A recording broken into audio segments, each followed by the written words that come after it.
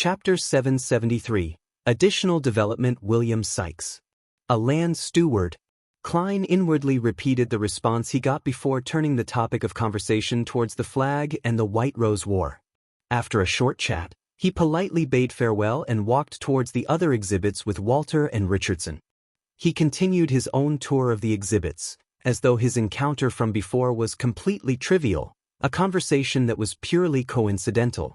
When it was almost noon, Klein, who had returned to his high-end four-wheeled carriage, looked out at the passing bicycles when he suddenly said, "Walter, you seem to know Mr. William Sykes?" Walter solemnly nodded and said, "I once knew him while I was working for Viscount Conrad's household. He served a member of the royal family, the former Earl of Lastings, Prince Edisac."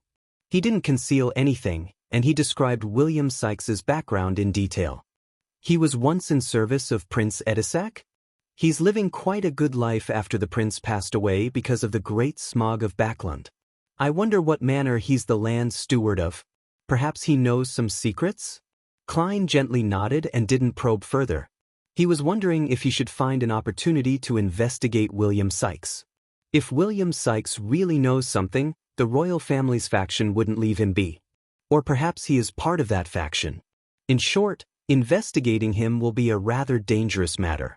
There's no way to entrust this matter to Miss Magician, Emlyn White, or Miss Sio. Miss Sharon has the ability to do so, but this might result in destroying her peaceful life. The best solution is still to use hero bandit Black Emperor. But the problem is that before stealing the Antigonus family's notebook, my investigations of the great smog of Backland should only be superficial. I shouldn't alarm anyone or bring about any accidental changes. Klein appeared to admire the streets outside, but many thoughts were going through his mind. Finally, he decided to hold back for the time being unwilling to affect the most pertinent matter he had at present. After having lunch and taking a nap, Klein received classes in literary appreciation until it was almost evening.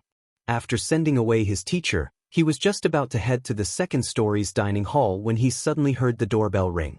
Amidst the ringing, Klein saw Richardson immediately take a few steps forward to open the door.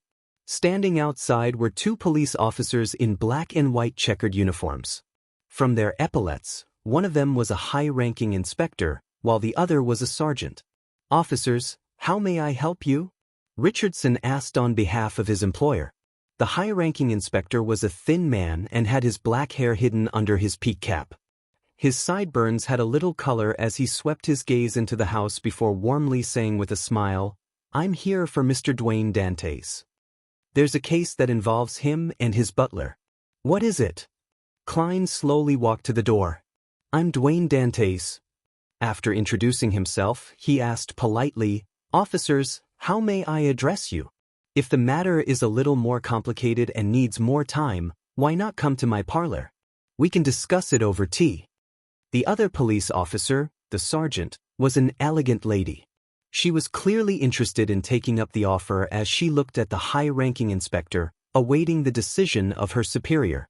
Due to the Church of the Evernight Goddess, the lone police force had plenty of female officers, but due to the other faiths and the prevailing trends of society, they suffered some form of discrimination when it came to promotions and positions. They mostly did clerical work, and there was an invisible ceiling for their career development. The high-ranking inspector smiled and said, "There's no need for tea, but we need to question your servants." He paused before getting to the main point.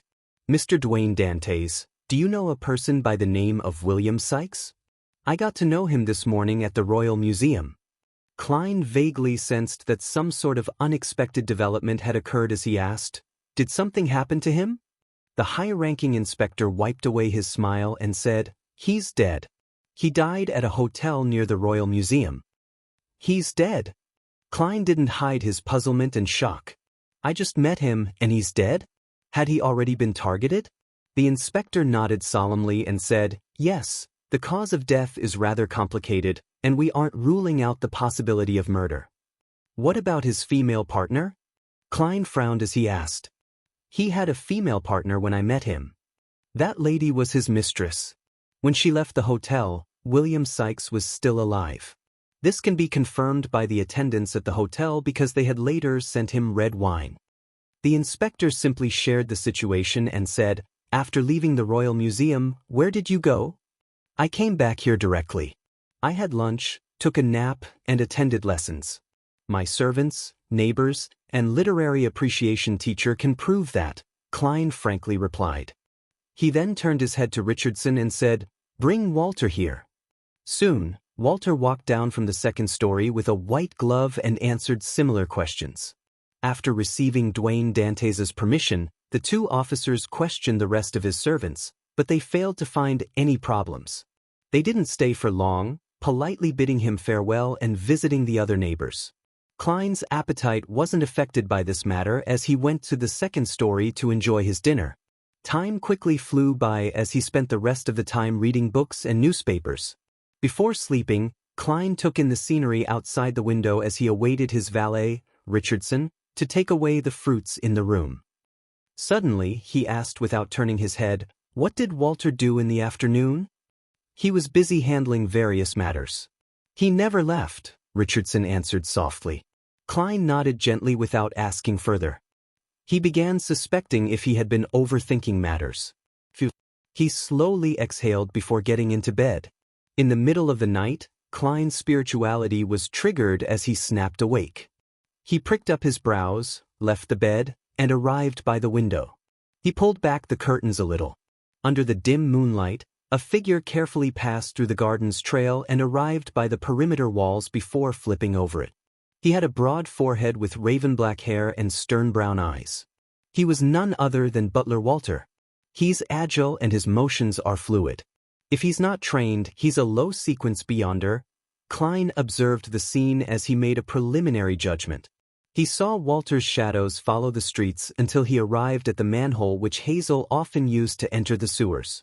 He removed the manhole cover, climbed down, and didn't forget to close the cover. Why is everyone so skilled at getting into the sewers? Mr. Butler likely hasn't done it in the past, otherwise, my spirituality would have warned me. After all, he's leaving from my territory. It means that before he became my butler, he had performed such actions quite frequently elsewhere. Klein curled his lips, returned to his bedside, and took out the iron cigar case from under his pillow. He controlled Wraith Senor to tail Walter, wanting to see what he was up to. "I hope it doesn't exceed 100 meters, otherwise, I'll need to enter the sewers as well," as Klein silently muttered to himself. He returned to the gap in the curtains. His marionette, Senor, immediately used the mysterious connection between different mirrors to jump to the street lamp beside the manhole before passing the manhole to silently tail Walter. Klein saw that Walter turned into a more secluded and dark passage after taking 10 meters forward. On the wall were all kinds of moss and dirt. Suddenly, the butler stopped and said to someone, "Why were you so rash? Why didn't you wait for a better opportunity?" Soon, a weak and slightly hoarse female's voice replied to Walter's inquiry. "It was the best opportunity. Once he returns to that manor, there's no knowing when he will come out again." "But why would you be so seriously injured?" Walter said with sighs of concern. The female voice scoffed and said, "William Sykes is stronger than what you or I imagined. Perhaps only this way can he satisfy his secret identity. Regardless, I finally obtained clues from him. After so much time, I finally have a chance to approach the truth. You didn't need to be so rash." Walter fell silent. The weak female's voice chuckled and said, "I've already sold my soul to an evil god. The only meaning to life is vengeance." In a rare instance, Walter sighed and said, "Continue hiding here. I'll prepare food for you until you recover. If there aren't any accidents, use the old method to contact me." The weak female voice remained silent for a while before saying, "When he was alive, he had many subordinates who claimed to be loyal. After his death, few still remember him or are willing to risk their lives for him. You are the one who has surprised me the most. He is the first noble who treated me that way, and he is the person I'm truly loyal to," Walter answered in a deep voice. Having heard the conversation with his marionette, Klein vaguely understood the entire story. After Prince Edisac passed away, a few of his loyal subordinates were investigating the truth of his suicide. Walter was one of them. However, he was mainly in charge of gathering any superficial intelligence, as well as using his identity to provide some help. This is probably the additional development that Rhodes mentioned. Klein immediately made Senor go invisible as he infiltrated the secluded passageway and saw Walter conversing with someone while standing. His figure blocked a black-dressed woman who was seated on the ground against the wall. Her face was somewhat pale. After the woman heard Walter's words, she gave a throaty laugh and looked towards the entrance. "It's time you leave. Don't be caught by others." She turned her head, allowing Klein to see her. She had a round face, slender eyes, and a gentle and refined temperament. Deep down, she was sweet and was an outstandingly gorgeous beauty who Klein was familiar with. Trissy Cheek. Chapter 774. Clues she isn't dead? She managed to escape? She's actually trying to seek revenge for Prince Edisac? At that moment that he saw Trissy, Klein nearly lost control of his expression. Although he had guessed it based on the conversation, he still felt it exceeded his expectations when the truth was placed before him. Without even the need for a dream divination, he could still recall the great smog of Backlund. Trissy had conversed with him, and back then, she was eager to escape Prince Edisac's control and escape the manipulation of her fate by the hidden person behind the scenes. She felt her daily life was filled with pain. This demoness who was once a man had sold her soul to an evil god to help avenge Prince Edisac? What kind of crappy trite romance plot point is this? The corners of Klein's lips twitched as he saw Walter throw a bag of food to Trissy. After hearing him give a few words of advice, he turned and left the secluded path. At this moment, a figure appeared from Member of Parliament Mock's house. It was within Klein's line of sight from where he was standing. It followed the shadows in the street as it quickly approached the entrance to the sewer. She was none other than Hazel, who held a mystical item from the Marauder pathway. She'll encounter Walter. This isn't some entrance to the sewers. It's clearly the entrance to a bustling city. Klein looked down and nearly face-bombed. Upon arriving at the manhole, Hazel warily observed her surroundings for a few seconds before moving the cover away and climbing down. The entire process was done in one fell swoop without any signs of delay. Stepping onto the slightly moist ground, she followed the rusted metal pipes and the sewage that slowly flowed with a clear destination in mind. Suddenly, she felt her back turn cold as a chill ran down her spine. Her hair began to stand on end. Right on the heels of that, Hazel seemed to plunge into a freezing river, and she felt a coldness that was overcoming her body. She was horrified to see herself walking in a different direction, heading straight for the wall with metal pipes. And this was completely against her will. Horror filled Hazel's mind before she received a reprieve from her numb thoughts. She infused all her spirituality into the necklace on her neck. The 7 green gems on the necklace were equidistant from each other. Embedded around them were tiny diamonds. In the absolute darkness, they still swirled with a faint lustrous glow. Suddenly, a gem lit up as the green glow illuminated Hazel's ghastly face. She leaned against the wall and paused for a moment. She moved her feet forward in an awkward manner before retracting them. At that instant, the coldness Hazel felt had paused for a moment. She didn't hesitate to use her spirituality to light up another green gem. She raised her right hand, aimed it at herself, and twisted her wrist. At the same time, many mysterious symbols and patterns appeared in her mind as her spirituality and voice changed momentarily. She had stolen the Beyonder power, Wraith Shriek. Hazel was just about to open her mouth to shout when she found her hands losing control again. She forcefully and quickly covered her mouth with her hands. Her shriek turned into a muffle as she took a few brisk steps to the wall. She turned into another fork before crouching down in the pure darkness. She tried hard to struggle, but it was useless. She wasn't even capable of activating the necklace on her neck. Hazel's dark brown eyes widened as they filled with horror and indignation. Tears began to well in her eyes before slowly streaming down her cheeks. And at this moment, Walter had come out from another path, returning back to the sewer entrance before climbing up agilely. After he sneaked back into 160 Backlund Street, Hazel suddenly regained control of her body. She felt that the coldness had completely disappeared. She first raised her hands in surprise, using her night vision to take a glance. Following that, she looked around in a fluster, as though there were countless unknown monsters hidden in the darkness of the sewers. Hazel immediately touched the necklace with her right hand, carefully stood up, and headed for the entrance. She didn't flee in panic, but she instead warily prepared for any attack that would appear from the darkness. Finally, she returned to Buckland Street where she saw the black street lamp emitting its light, illuminating the streets that still had the remnant signs of rain. Only then did Hazel speed up her pace and run home. Midway, she suddenly turned back, nervously and frantically closing the manhole's cover. After doing all of this, she followed the shadows and entered her garden. With the help of the gas and water pipes, she entered the balcony to her bedroom. Only at that point did she really have any room to think. She widened her eyes and subconsciously looked around. Slowly, her body began to tremble.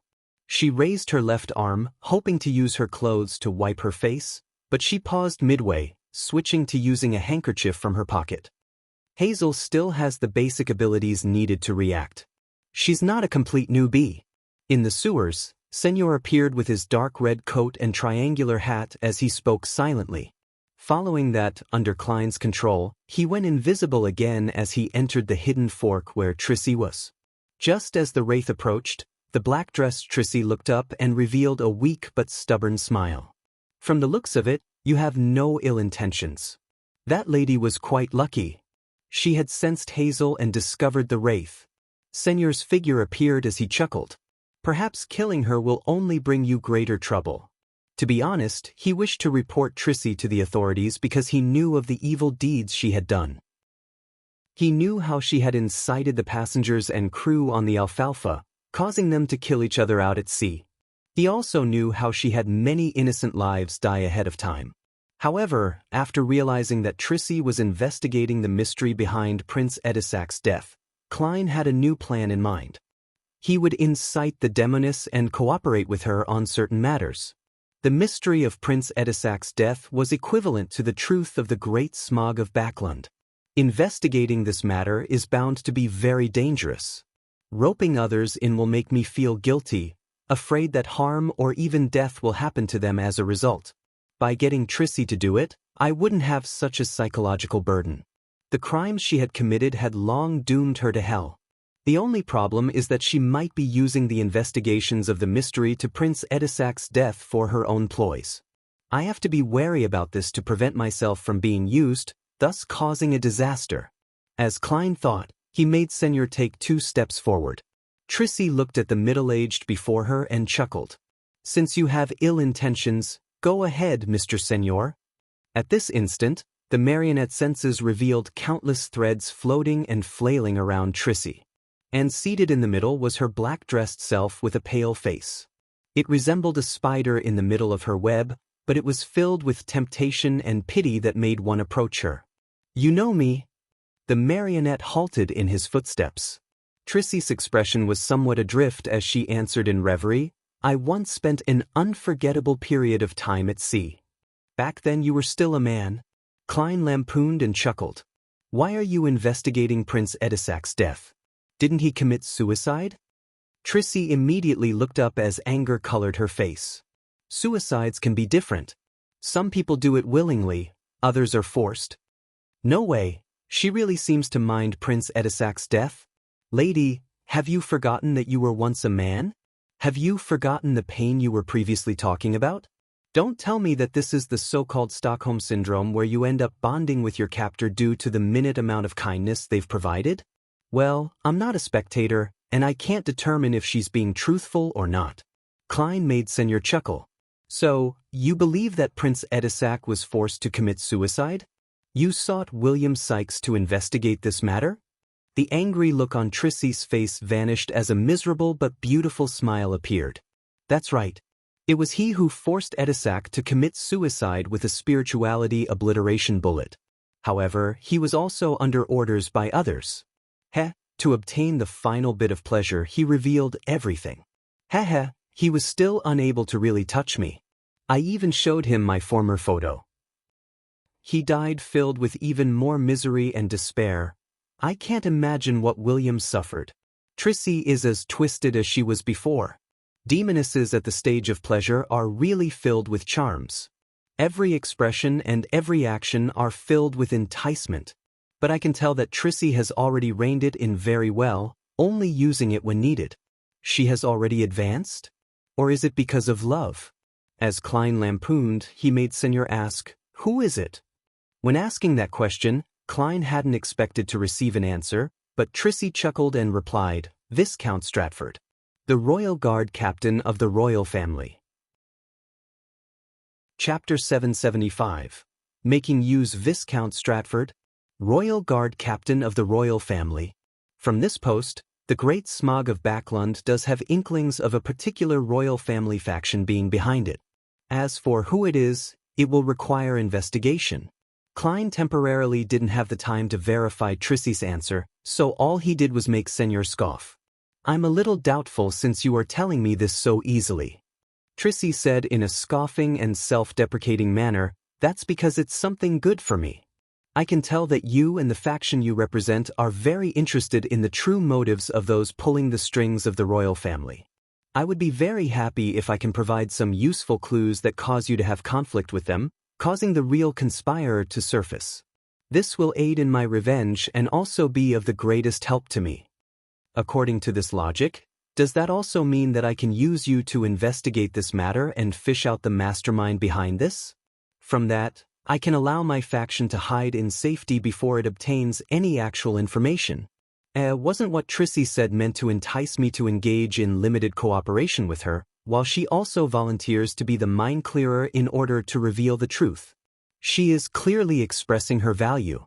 She's afraid that I'll eventually decide to kill her? Klein roughly understood what Trissy was truly getting at as he controlled the wraith to say, "Very reasonable. I should also do the same. I believe that without my threats or enticement, you'll attempt to make contact with Viscount Stratford after you recover from your wounds." Trissy curled her lips and said, "I only hope that he doesn't like men. This isn't something that cannot be resolved. If you're already sequence 5, then you can consider switching to the Hunter Pathways sequence for Iron-Blooded Knight. Also, have you forgotten your past self? Why are you getting used to the powers of a demoness of pleasure to deal with men?" Klein lampooned before making Senor smile. "This isn't a problem. You can always show him your old photo." Trissy was taken aback as a slightly twisted expression colored her face. A humiliation that she had buried deep inside her had been dug out, exposing it beneath the sun. Her beautiful eyes were tainted with what stemmed from anger from the humiliation. Her face, which was pale due to her injuries, instantly flushed red. Trissy quickly reined in her emotions and scoffed, speaking with a suppressed voice, as expected of Admiral of Blood. "It appears you know plenty about the Demoness pathway." She wasn't sure before. "I made that joke because I thought the Demoness sect and the Rose school of thought had worked together, making her believe that Admiral of Blood would know the secret of the assassin pathway. Regardless, it's not nice mocking the gender of others. This is in line with Admiral of Blood's persona. A marionettist principle is, remember that every marionette has its own setting?" The reason why Trissy had mentioned her past photo was apparently just to vent and grind off an enemy's joy and excitement. She wasn't taking notice of the details she mentioned. Klein nodded in thought as he controlled Senor. "At my level, there will always be plenty of secrets I know." He didn't continue on the topic as he said, "How can I contact you? I might be able to provide you with some help during the investigations of Viscount Stratford." Trissy reached her hand towards her ear and grabbed a clump of smooth, raven-black hair. Then, blue ice formed, allowing her to crack it off. She then spread out her palm, allowing a silent, pitch-black flame to appear, burning the hair to ashes. These ashes weren't lifted up by the cold winds in the sewers, but they had shrunk, forming a sticky black object. "Smear it uniformly over a mirror, and then I'll know that you're looking for me. I'll subsequently use that mirror to communicate with you." Trissy shook her wrist and threw the pasty black object to Senor. "It can be used about 5 times, and that should be enough." As Senor was only a marionette, Klein wasn't worried about letting him grab the black sticky object. After taking a few looks, he stuffed it into his pocket. Trissy fell silent for a few seconds before biting her lip. If I need your help, how do I contact you? That's a problem. Klein did wish to have her directly contact Miss Messenger, Rionette Tynker. After all, Trissy would later know that behind the wraith was Gehrman Sparrow if she gathered any news about Admiral of Blood. This wasn't something that could be hidden. After a few seconds of consideration, he decided to be a little more cautious. He decided to wait until Trissy had any substantial discoveries before changing the communication method. After all, she isn't someone to be trusted. To avenge Prince Edisac, some of her feelings are real, but they likely include some other goals, for example, seeking revenge for herself. Klein made Senior survey the area and said, "These sewers hide plenty of secrets. I'll come often. You can leave the help you need in text form here. If the matter is urgent, preventing you from doing it in time, you can contact that person from before to get him to leave the message." Trissy slowly nodded. Okay. With the conversation almost done, Klein planned on letting his marionette, Senor, live. At that moment, he caught sight of Trissy's hands. He discovered that the sapphire ring, which was equivalent to a grade 0 sealed artifact, was gone. I noticed it just now, but I thought she had switched it to her other hand or another finger, but it's actually gone. From the looks of it, she paid a considerable price back when she escaped Prince Edisac's Red Rose Manor and escaped in Sanguil's 0-08's control. The mark that the Prince Edisac left on her has also vanished? Klein thought for a moment before getting Senor to laugh. One more thing. Which evil god did you sell your soul to? Trissy gave the middle-aged man a deep look. The primordial demoness. Weren't you trying to escape from that strange state? Didn't you feel that you were increasingly becoming less like yourself? Why did you backtrack? Don't you know that by changing your name to Trissy Cheek, they were trying to make you the primordial demoness vessel? No, she might really not know.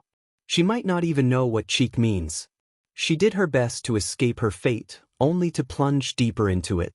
At that instant, Klein felt a baffling fear towards fate and deities. He made Senor smile. It's hard for me to believe it with you replying so easily without any qualms.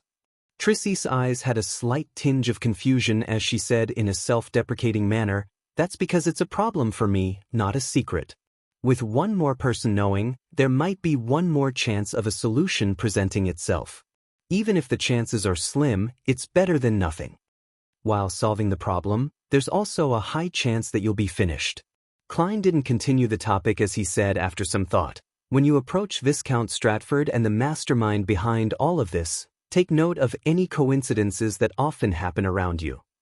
The deeper the investigation into the Great Smog of Backlund is, the more likely it would gain the attention of Ensanguil and 0-08. Coincidences? Trissy was taken aback as she repeated the word.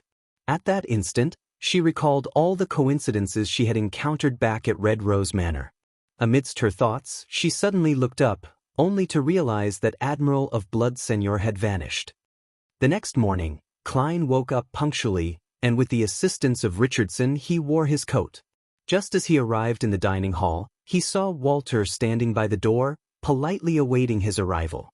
"Sir, your schedule for today is to participate in a tea session at Member of Parliament Mock's residence." Walter professionally reminded his employer. He was stern, old-fashioned, and conscientious. He looked no different from his usual self, making it impossible to tell that he had headed for the sewers in the middle of the night. Klein nodded with a smile as though nothing had happened. "I haven't forgotten." He then entered the dining hall and enjoyed an exquisite meal that had started showing signs of being repetitive. There's not enough variety for breakfast. Klein focused on eating, and after he was done, he put down his cutlery and sighed. "I miss my hometown a little. Get the cook to prepare some desi pie tomorrow." "Yes, sir." "I should have thought of that earlier," housekeeper Tanager replied apologetically. Klein waved his hand as a gesture for her not to take it to heart before he headed to the garden for a stroll. After doing all of this, he returned to the third story to continue reading the papers he hadn't finished until his etiquette teacher, Wyanna, arrived. Wyanna was still dressed decently with an elegant bearing. She smiled at Dwayne Dantes and said, "I heard you would be heading to Ma'am Rihanna's place for high tea later today. Then, this lesson will focus on high tea." Klein maintained his smile as he listened attentively, asking questions from time to time. About 30 minutes later, Walter knocked on the door and entered. "Sir, Member of Parliament Mock's servant just came over to inform us that the high tea session has been cancelled because Ma'am Rihanna's daughter, Miss Hazel, is sick. She's very apologetic for that, and she wishes to invite you again next week."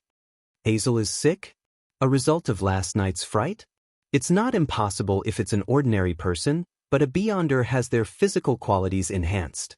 The chances of that happening are very low. Furthermore, Hazel clearly hasn't seen the changes that result from the loss of control brought about by potions. Her mental state is still well, allowing her to feel a sense of superiority and having no fear.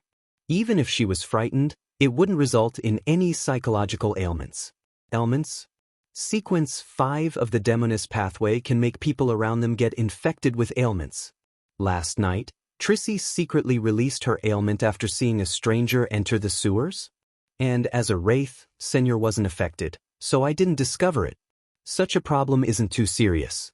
Hazel didn't spend much time in the area for too long. She's just a little shaken, preventing her from recovering quickly. From the looks of it, Trissy has really advanced to Sequence 5. Klein nodded gently and said, "Please give Miss Hazel my regards." Chapter 776, Preparations without the high tea session. Klein decided to pray at St. Samuel Cathedral, so as to show his devoutness. Of course, he didn't forget to stop and admire the white pigeons on the square, allowing himself to appear leisurely and calm. He entered the cathedral, passing through the murals that were illuminated by the sun from high above and arriving at a dark and deep prayer hall. This place wasn't as gorgeously decorated like the other churches that had all kinds of dazzling, elegant taste that produced a visual impact. Instead, it was mild and peaceful, allowing one to feel a natural sense of tranquility. As for the pure light that resembled twinkling stars up ahead, they were filled with the intense solemnity of holiness. Klein removed his hat and handed it to Richardson along with his cane. Then he walked down the aisle. At this moment, two figures stood up in the front pew and turned towards the entrance. One of them was the black-haired, green-eyed Leonard Mitchell, who looked suave with his untidy hair. Almost at the same moment, Leonard Mitchell also saw the middle-aged man with the white sideburns and deep blue eyes. Dwayne Dennis. He tensed up momentarily as his body showed signs of indiscernible stiffness. Klein gave Leonard a side look as he nodded with a smile. He had a friendly and casual expression. Leonard forced a smile as he nodded in a slightly sluggish manner. Following that, he turned to the side, made way, and brushed shoulders with Dwayne Dantes. This made Klein see who the person was behind him. It was also someone he knew, Daly, who was wearing a spirit medium's black robe. This lady still wore blue eyeshadow and blush, presenting quite an uncanny sense of beauty. Daly glanced at the middle-aged gentleman when her expression suddenly went adrift. She retracted her gaze as she silently approached the exit. "No way, I was just mimicking Captain's profound eyes. Even the color is different. Yet Ma'am Daly could still find it familiar? A woman's intuition is truly terrifying." Klein had a vague guess when he noticed Daly's brief abnormality. A long time ago, as an insensitive man, he believed that Ma'am Daly was secretly in love with Captain. Otherwise, she wouldn't have endured the risk to rush to Tingen to get Klein to find an opportunity to teach the acting method to Dunn Smith. As for Captain, Klein wasn't sure about his thoughts. After all, Dunn Smith, at that moment, was often unable to distinguish reality from a dream. His bad memory was rather pronounced, and he might unknowingly have forgotten certain things that lay at the bottom of his heart. However, Captain often mentions Ma'am Daly, using her as an example to educate us. He was so familiar with how many years she took to advance and the kind of talent she had that it seemed like he had memorized it. Yes, whenever Captain mentioned these matters, he would occasionally add that he spent 9 years going from midnight poet to nightmare. See, could it be that he was feeling a little inferior when facing Ma'am Daly? Inferior. Klein recalled the past as his mood suddenly felt dampened. He realized that he didn't really understand Dunn Smith.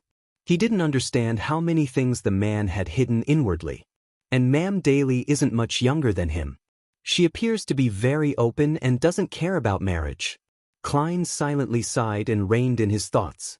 He found a nearby pew and bowed his head, closing his eyes to pray. Outside the prayer hall, Leonard had recovered as he gathered with the other Red Gloves teammates with Daly. They waited for a while as Soist, who had become a spirit warlock, walked out from another side. He scanned them and said, "Our mission this time is to use the various clues discovered from the explosion of the Black Skeleton Gang's headquarters to find all the formal members of the Numinous Episcopate in Backland. Ma'am Daly is a Beyonder from the Corpse Collector pathway. She knows quite a bit about the Numinous Episcopate, so His Grace, St. Anthony, has gotten her to assist us." In the evening, Klein, who had dismissed Richardson, took 4 steps counterclockwise and entered above the gray fog. He conjured the World Gehrman Sparrow and made his blurry figure pray. "Please inform Miss Magician that she needs to reserve a hotel room before Friday night. It's best that it's far from the place where Mr. X holds the gathering. Pass me the stone and spellbook ahead of time. I need to make certain preparations. On Friday night, she needs to stop her friend who participates in Mr. X's gathering and also present to me that person's external appearance when in disguise. If there's anything else, I'll inform her in time." With only 2 days left before the assassination attempt on Mr. X, Klein undoubtedly needed to prepare ahead of time. And there were many things that needed preparation. Dwayne Dantes wasn't able to do everything, so he had to rely on Miss Magician. His preliminary plan was to use the powers of a faceless to disguise himself as a participant in Mr. X's gathering. He would enter directly with the passcode, and then he would employ different plans based on the situation. According to the experience he had in engaging in combat and controlling his marionette, Klein had a feeling that a marionettist principle was try to hide behind the scenes, covertly directing a script. Unless necessary, a marionettist had to avoid engaging in direct combat with others. Currently, the most troublesome point is that Mr. X's gathering is at 8. And usually at this time, Dwayne Dantes clearly wouldn't have fallen asleep. He won't be able to escape the notice of his butler and servants and secretly head to Eastborough. Of course, on the contrary, it can also create an alibi, but the problem is, what method should I use to fool everyone in his house? If only I had a faceless partner who can act as Dwayne Dantes. Miss Justice's necklace can do it, but she's not in Backland. Klein leaned back into his chair as he rubbed his temples. He had even considered directly summoning and responding to himself, using his identity as Hero Bandit Black Emperor to carry out the operation, but doing so would cause him to lose the ability to change his physical appearance. It also made it difficult for him to possess others and disguise as Furza's friend to participate in the gathering. Unless Miss Magician's friend is a part of this, allowing me to possess him or her. That wouldn't do either. First, it will expose some of the Tarot Club's secrets, and second, Mr. X might have the means to discover a wraith. Of course, traces of this can be concealed using a series of seals with a gold coin, the paper angel, or the iron cigar case. Klein considered for a while before deciding on a method he was very proficient in from his previous life. Feigning sickness. I'll begin acting sick tomorrow. I'll eat very little and sleep before 8. This way, the butler and servants wouldn't disturb me. But if there's an emergency, what do I do when Walter and company knock on the door? A magician's illusion creation can only fool the eyes. It isn't some artificial intelligence. Artificial intelligence. Right, I can fix the illusion onto a mirror, letting it look like Dwayne Dantes. Then I'll get a Rhodes to answer remotely.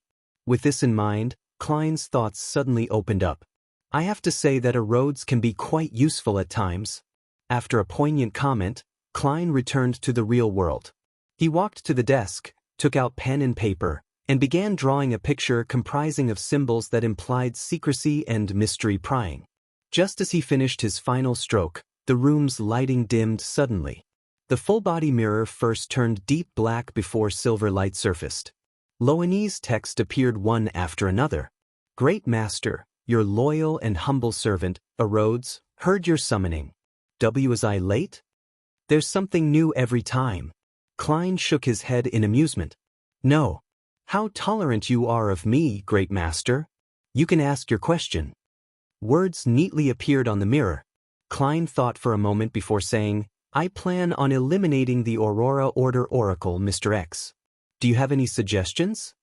The full-body mirror's words froze for a few seconds before changing. It's best you do it after Thursday. It's in line with my divination. Angel of Fate Ouroboros or a saint of the Aurora Order might be around Mr. X tonight and on Thursday. Klein smiled and said, Rhodes, I have something that requires your help. This is my honor. You are giving me an opportunity. Words quickly emerged, fully professing what it meant to be excited and delighted. May I ask what the mission is? Klein nodded and said, This Friday night, I will be using a mirror as an illusion prop, changing it to look like my present identity. If any emergencies happen, you're in charge of controlling the mirror to answer without letting anyone discover any abnormalities. Can you do it? The air around the full-body mirror suddenly gushed around, and a toady voice belonging to Dwayne Dantes sounded, Great Master, I'll try my best to complete anything you command. Although it won't be able to last long, and it doesn't match my usual habits, it's enough to deal with everyone here. If you wish, I can simulate any voice. You're more talented than I expected. It's not easy being a mirror these days. However, why does that final statement sound odd? Klein's facial muscles trembled as he said, When dealing with them, hide the nature of the question and answer game. Don't let others notice it. Rhodes immediately presented a new sentence on the full-body mirror, I will play your identity well. Very good. Klein nodded. He was truly worried that Rhodes would begin asking butler Walter and valet Richardson embarrassing questions. Questions like, have you fantasized about ladies you shouldn't have any urges for? Or, who do you think of late at night when resolving your physical needs? He believed that with the magic mirror's way of doing things, it might very well carry out such an act without any forewarning. Back then, Danitz nearly broke down thanks to its questions. Without speaking any further, Klein switched to saying, That will be all for today. I'll contact you again on Friday night. Yes, Great Master. Your humble servant already looks forward to serving you. Rhodes first conjured a single line before producing a drawing of a hand waving.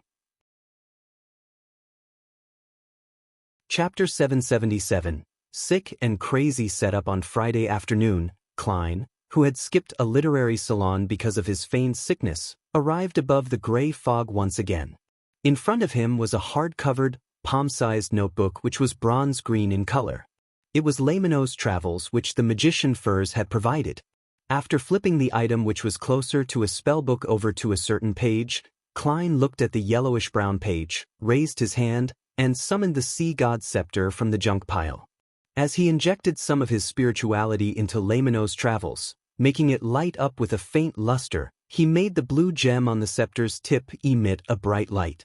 A sizzling sound was produced as bolts of silver lightning appeared out of thin air. They were thick and menacing as they zapped about, meshing together to form a hurricane. At the same time, complicated symbols and labels quickly outlined themselves on the page of Laymanow's Travels. They overlapped each other and fused together, slowly taking shape. Just as the page was about to be colored in silver, bolts of lightning snaked out from it, causing all the patterns to be destroyed. It failed again. Klein sighed silently as he repeated the same process. This wasn't his first attempt. Ever since he obtained Laymanow's Travels on Wednesday night, he would head above the gray fog from time to time, using this spellbook to record the powers produced by the sea god scepter. He repeated it until his spirituality was nearly drained, forcing him to return to the real world to take a break. During this process, there were successes and failures. Klein relied on repeated attempts before completing the final step, recording the lightning storm spell which he had eyed for a very long time.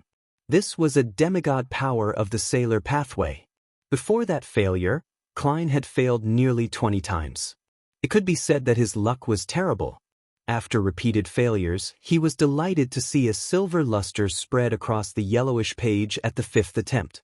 An ancient, mysterious, complicated, and indescribable symbol contracted, forming a fancy diagram that made anyone who placed their eyes on it feel as though they were being struck by lightning. Phew! I finally succeeded. Klein rubbed his fingers against the paper and heaved a long sigh of relief. He flipped through Lamino's travels and admired his previous efforts. Over the past 2 days, he wasn't fully caught up with Lightning Storm. He also recorded 2 other demigod powers. One of them was Paper Angel that he had used while stirring some of the powers above the gray fog. It aided in disrupting any divination and prophecies. Similarly, there was Hurricane that stemmed from the Sea God Scepter. When recording them, Klein was rather lucky. One took 9 times, while the other took 12 before he succeeded.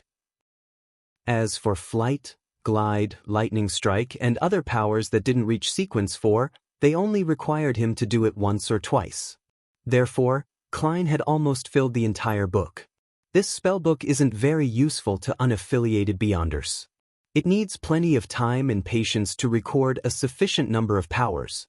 And when the powers exceed sequence 6, the chances of failure increases, making the powers difficult to obtain. However, there are 22 pathways in the mystical domain. If the first few sequences have their powers matched well, finishing off a sequence 5 isn't too surprising. Klein closed Lamino's travels and sighed inwardly. From his point of view, the spellbook was equivalent to half a divine artifact for unaffiliated Beyonders. Although it was more difficult to be useful than Creeping Hunger in its early stages, once there was a good combination, it was quite normal for one to fight someone of a higher sequence.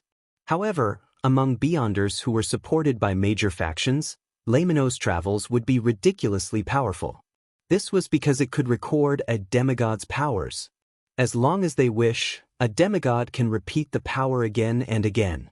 As for Creeping Hunger, it has a high chance of failing to devour a demigod. Even a real shepherd would find it extremely difficult to graze a high-sequence Beyonder. Firstly, there are no available resources, and secondly, it's easy to lose control. Elder Lovia from the City of Silver was someone lucky enough to be able to graze a sequence 4 evil spirit. When Klein thought of this, he cast his gaze onto a dark green, coarse stone. It was rough and uneven with signs of burn marks. It was none other than Furz's stone that allowed the traversal of the spirit world. With Lamino's travels and this stone, along with the Lux Siphon Charm and Wraith Marionette, even if Mr. X has a saint protecting him, I should still be able to complete the mission and leave without problems. Klein rubbed his temples and returned to the real world. After setting up a bestowment ritual, he brought the corresponding items back. After making all the preparations, he walked to the full-body mirror and looked at himself. He made himself look haggard. After dinner, Klein had used the excuse of not being well to return to his room. After taking in the night scenery, he took out a palm-sized mirror from the drawer and placed it on the soft and elastic pillow. Then Klein went over, making the mirror reflect the blue-eyed, white-sideburned Dwayne Dantes. He then slowly straightened his body and took a step back, creating another Dwayne Dantes in bed. This gentleman was wearing silk pajamas and leaning against a pillow. He held a book in hand with his eyes half closed as though he was in thought. Not bad. The mirror illusion isn't weaker than a paper figurine illusion. Klein returned to the desk and picked up a fountain pen, drawing the strange symbol that was a mixture of secrecy and mystery prying. After a brief silence, the Dwayne Dantes in bed suddenly opened his eyes and gave a toady smile. "Great Master, your loyal and humble servant, A Rhodes, is here." I have to say that even with Dwayne Dantes's face, there's no way he can look normal with that kind of smile. Klein silently sighed and nearly turned to look to his side. "Very good," he praised with a nod. He didn't give any other instructions. With a half-top hat, he slid down from the balcony to the first floor. He followed the secluded garden trail and flipped over the corner perimeter wall of 160 Buckland Street. During this process, he hadn't forgotten to close the windows. Pressing his right hand on his hat and landing his feet on the streets, Klein slowly looked up. At some point in time, his facial features and outline had changed. He had black hair and brown eyes, with a thin and angular face. This was the crazy adventurer, Gehrman Sparrow, who had a bounty of 50,000 pounds from just a single country. The hunt was about to begin. Chowood Beyonder. Zio, who was just about to head out to East Borough to participate in Mr. X's Beyonder gathering, was stopped by Furs. "You want to head out to gather material?" Zio deliberated before saying the words her friend often used. Furs stroked her hair and said, "No, to earn money. I previously accepted a mission to find the dust left behind after a ghost fades away. As you know, there aren't any ghosts at the cemetery. They've all been given a send-off by the priests and bishops to their respective deities' kingdom. Therefore, I can only head over to Eastborough and find targets that died due to various reasons without being discovered. Can you bear letting such a beautiful and frail lady like me head into such a messy place alone? But, can't you push it back a day?" Zio said hesitantly. "I'm planning to participate in Mr. X's gathering." Furs immediately shook her head. "No, I need to complete the mission tomorrow. It's a total of £50. If it's due tomorrow, why didn't you do it the past few days?" Zio looked suspiciously at her friend. Furs chuckled. "Is this your first day knowing me? Don't you know I have a severe case of procrastination? Besides, you have no money. What's the point of going to Mr. X's gathering? You don't even know what Beyonder ingredients you need." "That's true." Zio was convinced before she smiled. "Does every author have a sickness of procrastination?" "Probably." As Furs perfunctorily replied, she secretly heaved a sigh of relief. In the East Borough, inside a cheap motel, Klein entered the room which Miss Magician had reserved for him under a fake alias. Here, having a room and a bed for one person was an extravagance, but even so, such rooms only cost 12 pence a night. Of course, many of the cheap motels in East Borough didn't have any single rooms. The best of them were some compartments that cost 5 pence a night. It only had a bed and a partition that blocked others from looking inside, allowing the occupants to change clothes. As for the 10 to 20 bunk beds in the basement, they cost 1.5 pence a night. The motel didn't hold any responsibilities for the items that one stored there. "There's actually a mirror." "Not bad." Klein put down his hat and stood in front of a full-body mirror filled with crevices. He then wore the hooded robe which Miss Magician had prepared for him. Immediately after that, his body shrank at a discernible pace. His skin gradually turned pale with a tinge of malt colors. The Adam's apple at his throat vanished as his hair grew long and turned blonde. Klein instantly recognized the image of Furs's friend, even though the disguise didn't show her looks. It was Miss Zio. However, because there was a hood to conceal himself, he didn't really transform into a woman. All he did was handle the easily noticeable spots. "I can't do anything about the height of 150 centimeters. I'll need to digest the entirety of my potion before I can reach this limit. Thankfully, Miss Zio disguises herself by raising her height. I don't have to vex over this." Klein looked at the 160-centimeter tall figure in the mirror, switched to a pair of leather boots that looked to be and was flat-soled.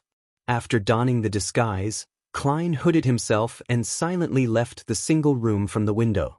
He came to an alley in East Borough, taking a detour until he arrived outside the building where Mr. X was hosting the Beyonder gathering. After recalling the passcode which Miss Magician had provided, Klein rapped the door with his fingers, 3 light taps and 3 heavy taps, separated by 2 long and 3 short intervals. After 10 seconds, the door silently opened. An attendant wearing an iron mask first observed the visitor before making way. Klein calmly walked past him and entered the building without showing any signs of panic. Chapter 778, 1 + 1 greater than 2. While passing through the living room, Klein's spiritual perception was triggered. He felt that there was an invisible gaze scanning him from an unknown location. He feigned ignorance as he entered the activity room ahead. He surveyed the area and found a spot that wasn't too far or close to the host's seat. And at the moment he passed through the activity room's door, all the attention on him vanished. If not for the wraith having 3 seals to isolate it, it probably would have been noticed. Mr. X doesn't appear to be as bold and crazy as he seems. Klein sat down and moved his hood, hiding his face deeper in the shadows. After about 10 minutes, when most of the members had arrived, a brass mask-wearing Mr. X appeared by the door without causing a commotion. He walked in and headed towards his seat. He was dressed in a black classical robe with a pointed mage hat. As he walked, he had a converged aura, but it was enough to make everyone present bow their heads without realizing it. Turning around and slowly taking his seat, Mr. X surveyed the room and said in a deep voice, "Let's begin." "He's within 4 meters." Klein wasn't in a rush to take action. He retracted his gaze and patiently watched as a few gathering members exchanged information about people with abnormal luck for money.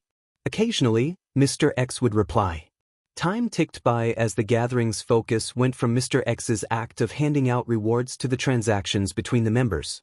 Klein didn't hesitate as he tapped his left thumb on the first segment of his index finger twice, activating his spirit body thread's vision. Illusory black threads immediately surfaced before his eyes as they emanated from the bodies of different people, out into the void towards some boundless distance. After making a simple distinction of the threads, Klein began to secretly control Mr. X's spirit body threads. There were 2 difficulties to this mission according to his plan. The first was that having astrologer as one of the earlier jobs in his pathway, Mr. X or the other hidden Aurora Order saint might be able to sense the danger when he began controlling the spirit body threads, acutely sensing some abnormality. Klein wasn't sure about Mr. X's spiritual intuition because back when Miss Sharon existed in a wraith state, she failed to notice marionettist Rosego's controlling of her spirit body threads. However, for a saint who was a demigod, a high-sequence beyonder who had obtained godhood, no special trait of this being would surprise Klein. It wasn't surprising if that being's spiritual intuition was triggered due to the changes in another person's spirit body threads. For other marionettists, they were probably helpless regarding this. But Klein was different. He had another identity as the Fool. He had the powers of the mysterious space above the gray fog to aid him, allowing him to rely on paper angels to produce interference and eliminate any hidden problems. The gathering continued without any abnormalities. More than 10 seconds passed as Klein was close to gaining initial control of Mr. X. There was only 3 seconds left, but this Aurora Order oracle didn't notice at all. He continued observing the completion of another transaction with a deep look in his eyes, his thoughts a mystery. At the critical moment, Klein stopped. He barely maintained his progress as he extended his hand, reaching into the pocket of the hooded robe and touching the iron cigar case which had been sealed with a wall of spirituality. Klein moved his fingers, prodding it gently to remove the wall of spirituality, allowing it to disperse into a swirling wind inside his pocket. He pulled back his palm and waited for a few more seconds until Mr. X's gaze looked to the side before he continued controlling the spirit body threads. 2 seconds. 1 second. 0. Mr. X's thoughts turned sluggish as though someone had poured stirred cement onto him. An enemy. Danger. Slow thoughts appeared in his head as he quickly made his decision. He planned on seeking help from his subordinates and the entity who was watching in secret, and put up an effective resistance. At this moment, coldness drilled into his body, preventing his limbs and mouth from answering his will. Admiral of Blood Seigneur. A wraith's possession.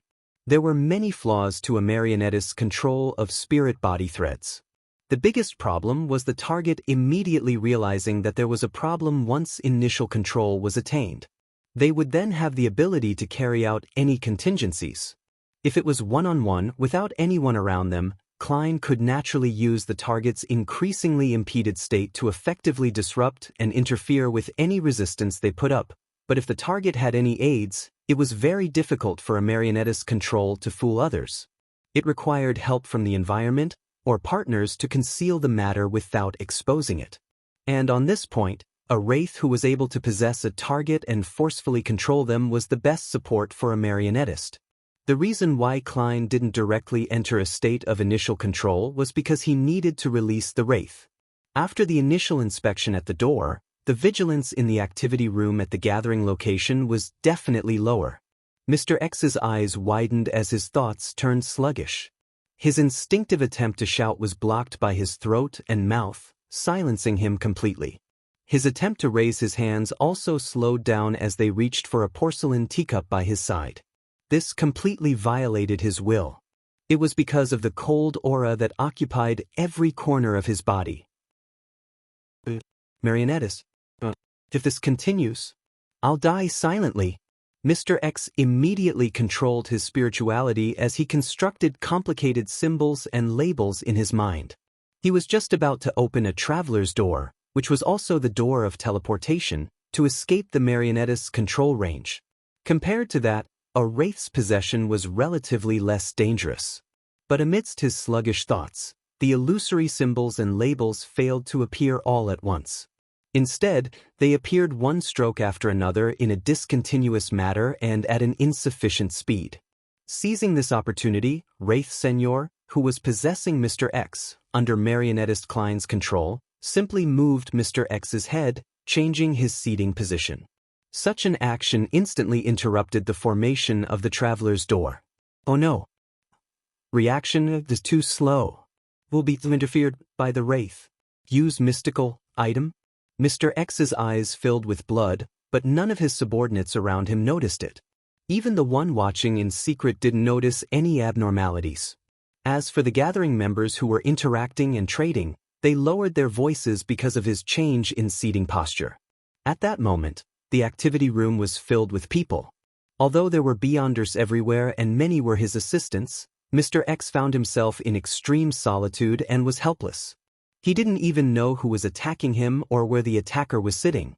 As the thoughts went through his mind, Mr. X regained control of his spirituality as he directed it towards the golden ring with an embedded ruby on his left index finger. However, going from a thought to a decision, and then going from a decision to an action took too long. It was as though he was acting out his thought processes in slow motion. This gave Senor plenty of time to raise Mr. X's left palm, bend his finger, and tap the side of his forehead, which was uncovered by the brass mask as though in thought. It was a very faint tapping sound, and the strength used was quite significant, but under Klein's control, Senor held back perfectly. It made most of the strength enter Mr. X's mind without spreading outwards so as to hide any commotion. Mr. X's thoughts of emanating his spirituality were disrupted, and he was temporarily unable to find his train of thought. By the time he recovered, the marionettist's control had deepened. This made his thoughts chaotic and impeded. Even his thinking and decision-making became extremely difficult. With the Wraith using all kinds of tiny, concealed actions to interfere with Mr. X's attempts to use his various Beyonder powers and impressive mystical items, he slowly slid towards the abyss of becoming a marionette. He watched helplessly as he marched towards death slowly. Only then did he realize how terrifying and unsolvable the combination of a marionettist and Wraith was. The hunt continued silently under everyone's noses. As Klein's control deepened, Mr. X's actions turned stiffer and sluggish. However, with the Wraith possessing him, no one could notice any problems. To be precise, Mr. X's actions were no longer a result of the sluggish him, but from Wraith Senor. He wasn't even able to show the look of despair in his eyes. Amidst the transactions that either succeeded or failed, ranging from arguments to negotiations, 5 minutes quickly passed. Klein was just one last step from killing Mr. X and turning him into his marionette. However, he couldn't do so. This was because he had yet to digest much of the marionettist potion. He could only control one marionette at present, so if he wanted to convert Mr. X, he had to give up Wraith Senor. But once he gave up Senor, this Admiral of Blood who was long dead would immediately surface and be discovered by everyone. It would bring about extreme trouble.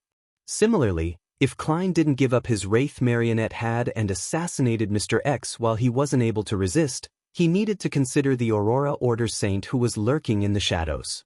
This was the second most difficult part of his plan. To silently control Mr. X and remove his ability to resist wasn't difficult with the combination of marionettist and Wraith.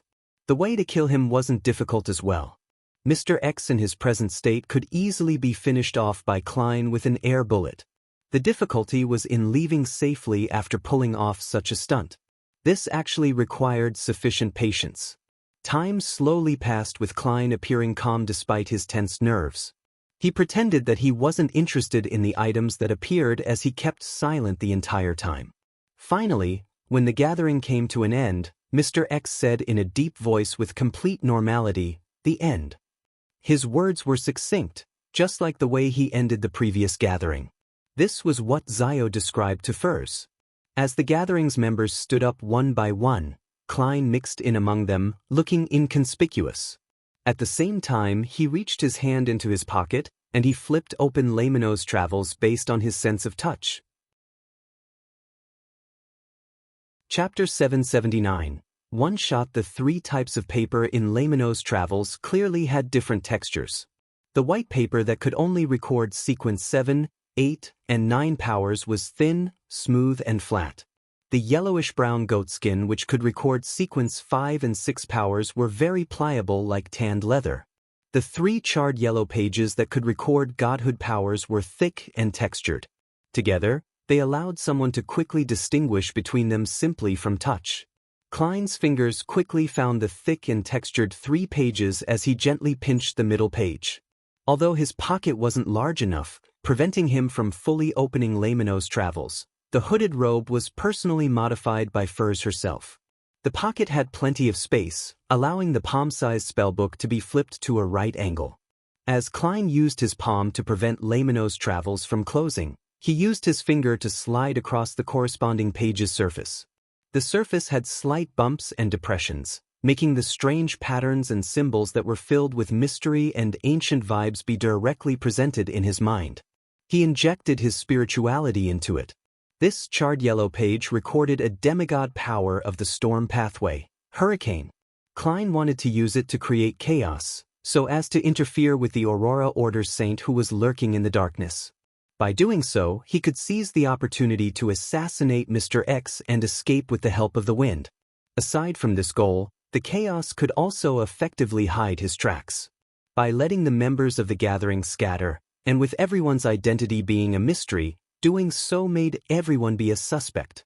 The Aurora Order would then find it difficult to pinpoint Zio. As his thoughts whirred, Klein locked his gaze onto a spot, and he slowly pulled out Lamino's travels. Meanwhile, Mr. X took 2 steps to Klein's side, standing near him like he was a friend he hadn't seen in years. Following that, there was a loud buzz as a terrifying hurricane spiraled out of control in front of everybody. It was where Klein had targeted his spirituality at. The tables, coffee tables, sofa, and high-back chairs in the room flew up as the violent hurricane ripped through the walls, carrying the roof away as it headed for the alley. Some of the gathering's participants were in the way of the hurricane and were thrown far away, while others fell forward due to the wind pressure as they ran in another direction.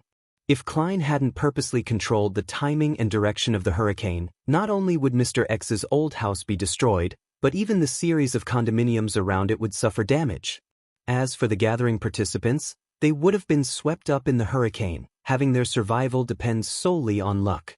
The buzzing sounds quickly intensified as the hurricane that reached into the sky was like a terrifying giant.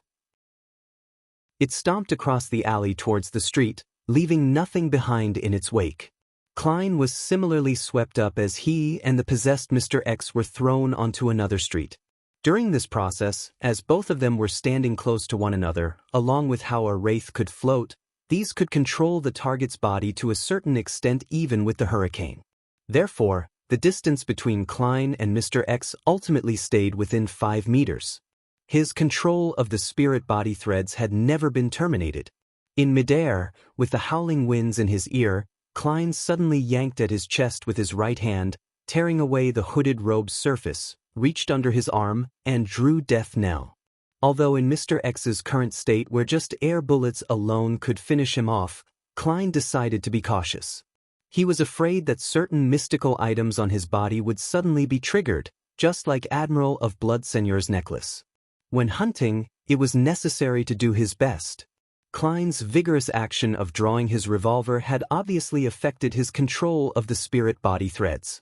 If it wasn't because Mr. X was on the brink of being fully controlled, just this alone was enough to recover his usual lucidness.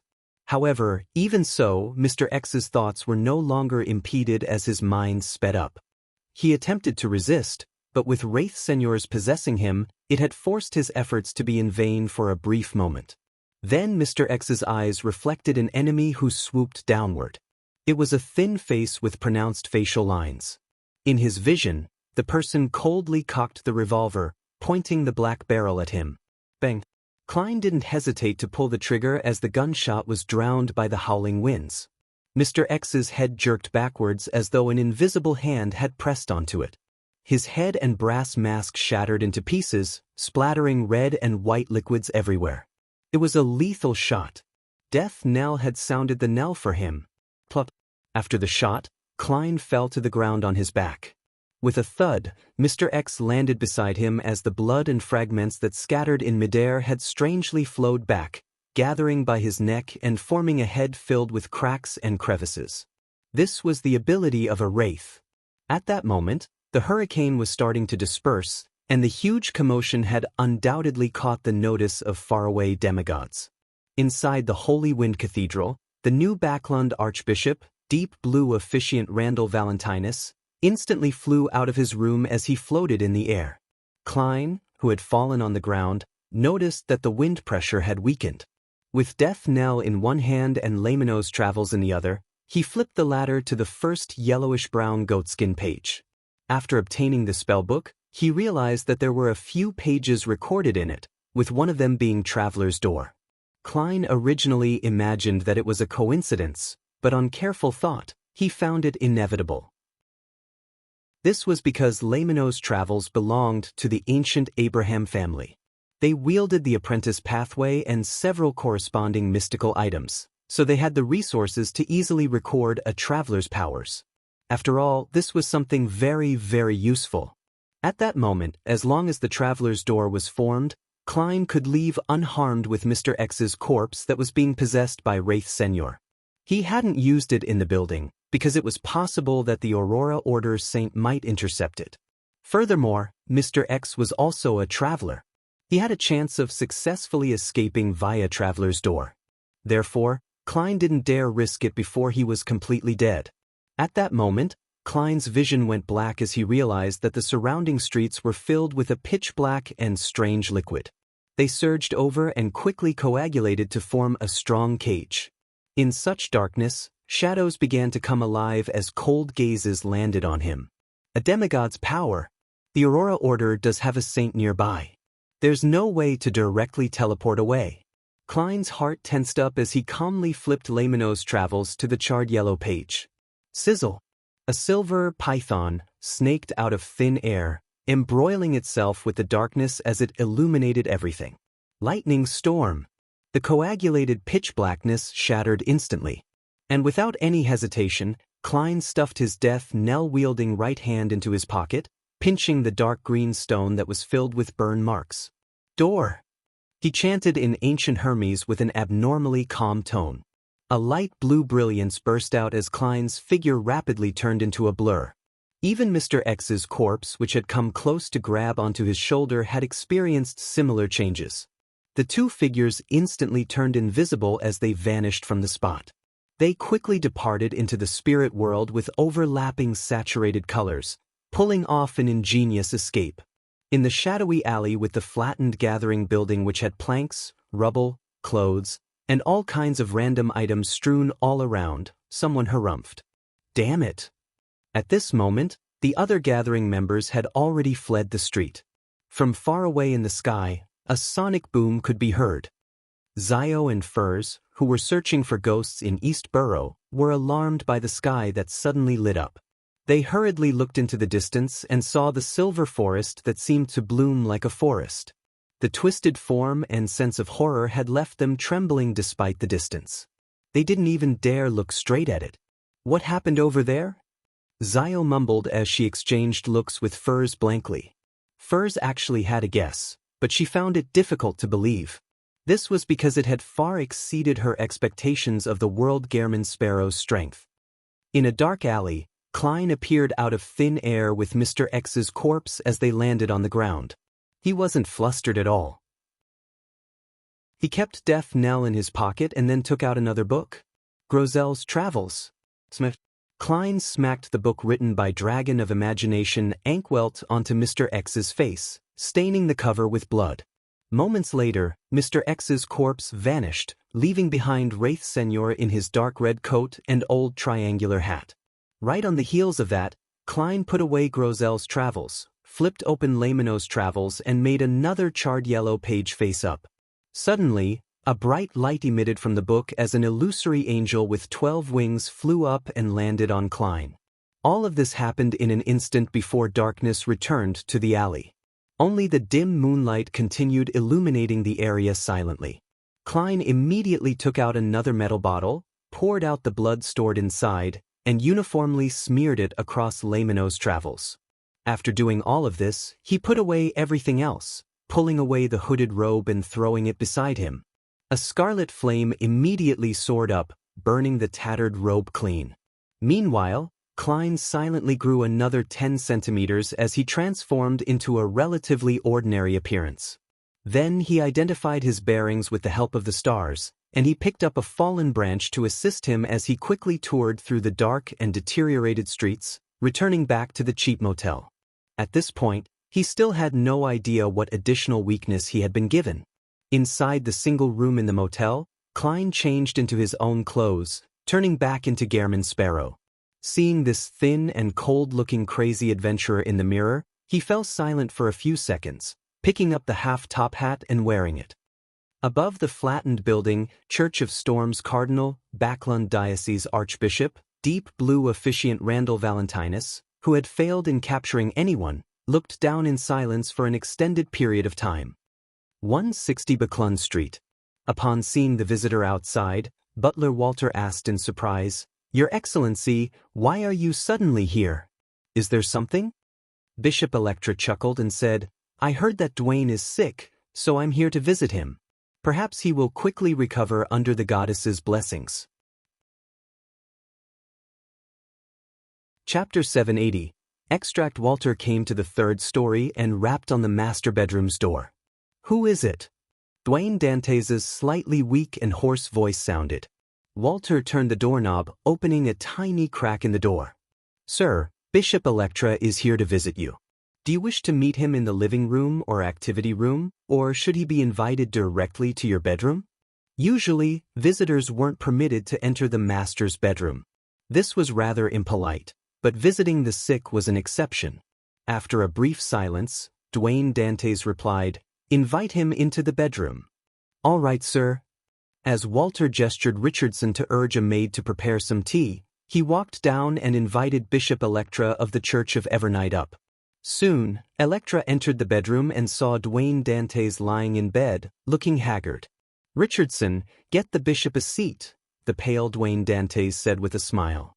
Richardson had already done so. He immediately moved a high-back chair to a spot near the bed. However, Electra took a few steps forward to observe the new tycoon in town and asked in concern, "Dwayne, how are you? Did you consult a physician?" His spiritual perception wasn't triggered, so he didn't make any attempts. He was only visiting a pious believer out of concern. Dwayne Dantes coughed lightly and smiled. "I'm actually almost recovered. I believe I'll be able to head over to church tomorrow or the day after tomorrow to listen to your preachings." "That's good. I was wondering if I needed to pray to Goddess to bless you." Electra chuckled and took a step back before sitting on the chair which Richardson had brought for him. At this moment, Dwayne Dantes glanced at the bishop and chuckled. "Actually, I've always had a question. Are clergymen of the Church of the Goddess allowed to get married?" Electra, who was 2 years short of reaching 40, sighed and smiled. "This question has actually troubled us for the longest time. In ancient times, the archbishops had engaged in intense debates about this on several theosophical meetings. One side believed that servants of the goddess need to maintain their purity, be it men or women, otherwise it would be sacrilegious. The other side found words from the goddess in the revelation of Evernight and other books, believing that the goddess encouraged marriage.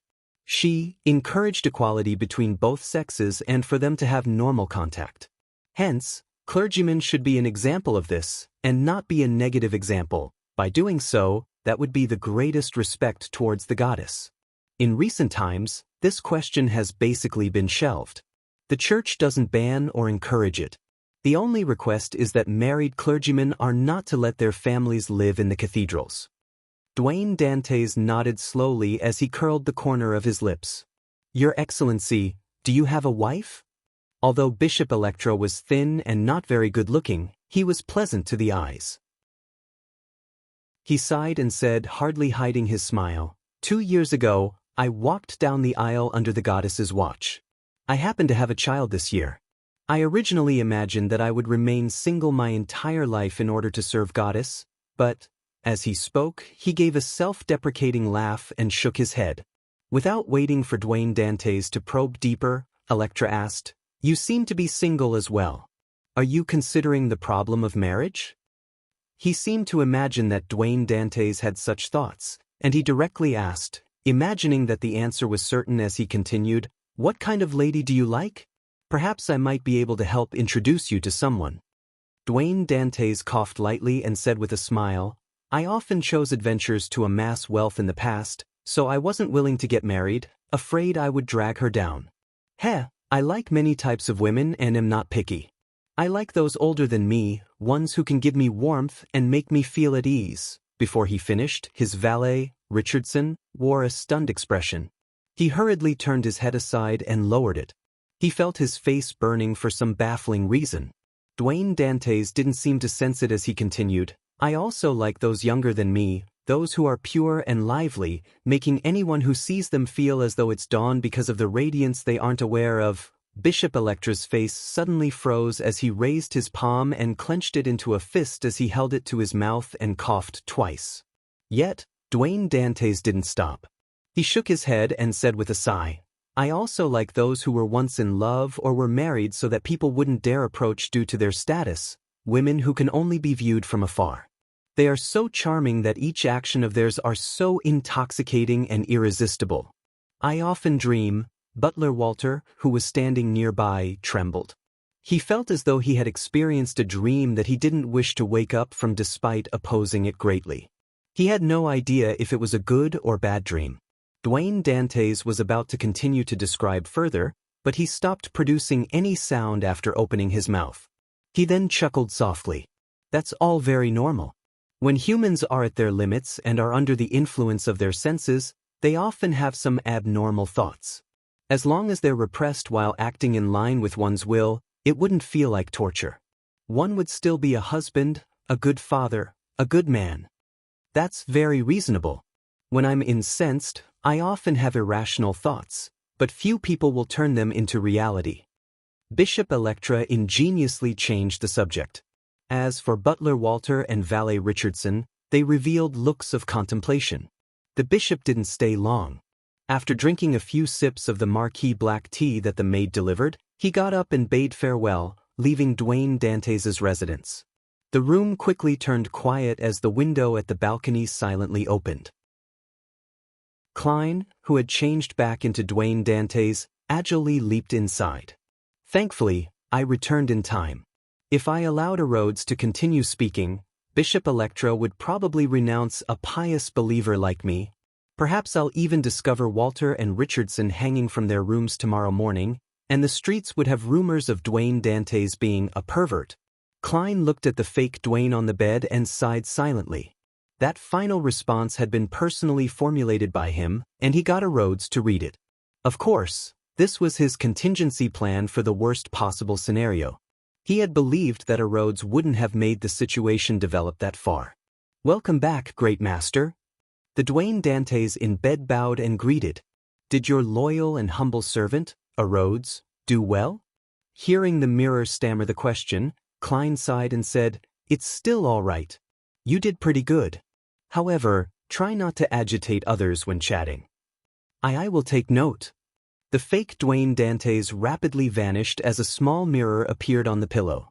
Above the mirror, silver light bloomed as words appeared, "Thank you for your affirmation. I will continue following in your footsteps.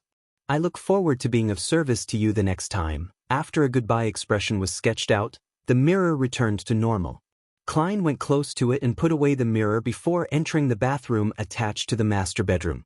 He took 4 steps counterclockwise and headed above the gray fog. He wanted to complete the grazing before Mr. X's spirit body dispersed. In the book world, inside a cave on a snow-laden mountain peak, Klein looked at Mr. X's corpse and carefully identified the head that had been pieced together from the fragments. He matched it with his memories of the target's picture which Miss Magician had provided him. "I hope I'll obtain traveling and record. With them, I would make a killing with this operation. Otherwise, I'll have to consider getting Miss Magician to pay more." The difficulty between hunting a sequence 5 and that of facing a demigod are two completely different matters. As Klein thought, he reached out his left palm and spread open his fingers, aiming at the corpse whose spirituality hadn't completely dispersed.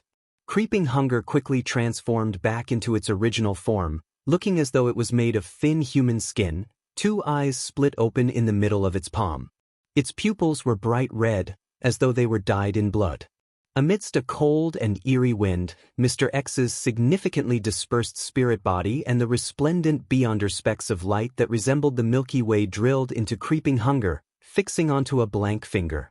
Creeping Hunger first turned transparent as if it was a shadow of the spirit world before returning to normal. Klein closed his eyes and sensed it as his brows gradually eased. A smile surfaced on his face. His luck was pretty good this time because he had drawn one of the beyonder powers he wanted the most, Traveler's Door. It could also be called Door of Teleportation, or Traveling. Its effect was to allow a person to traverse the spirit world while sensing the external world. Beyonders of different sequences could endure traveling for different periods of time due to the differences in their spirit body's potency. This made the effects of spirit world traversal and the distance differ. If it's a sequence 9 or 8, they wouldn't be able to go beyond Backland. With my present level, I wonder if I can directly head to the primitive island which Mr. Hanged Man provided. If that doesn't work, I can split it into a few trips.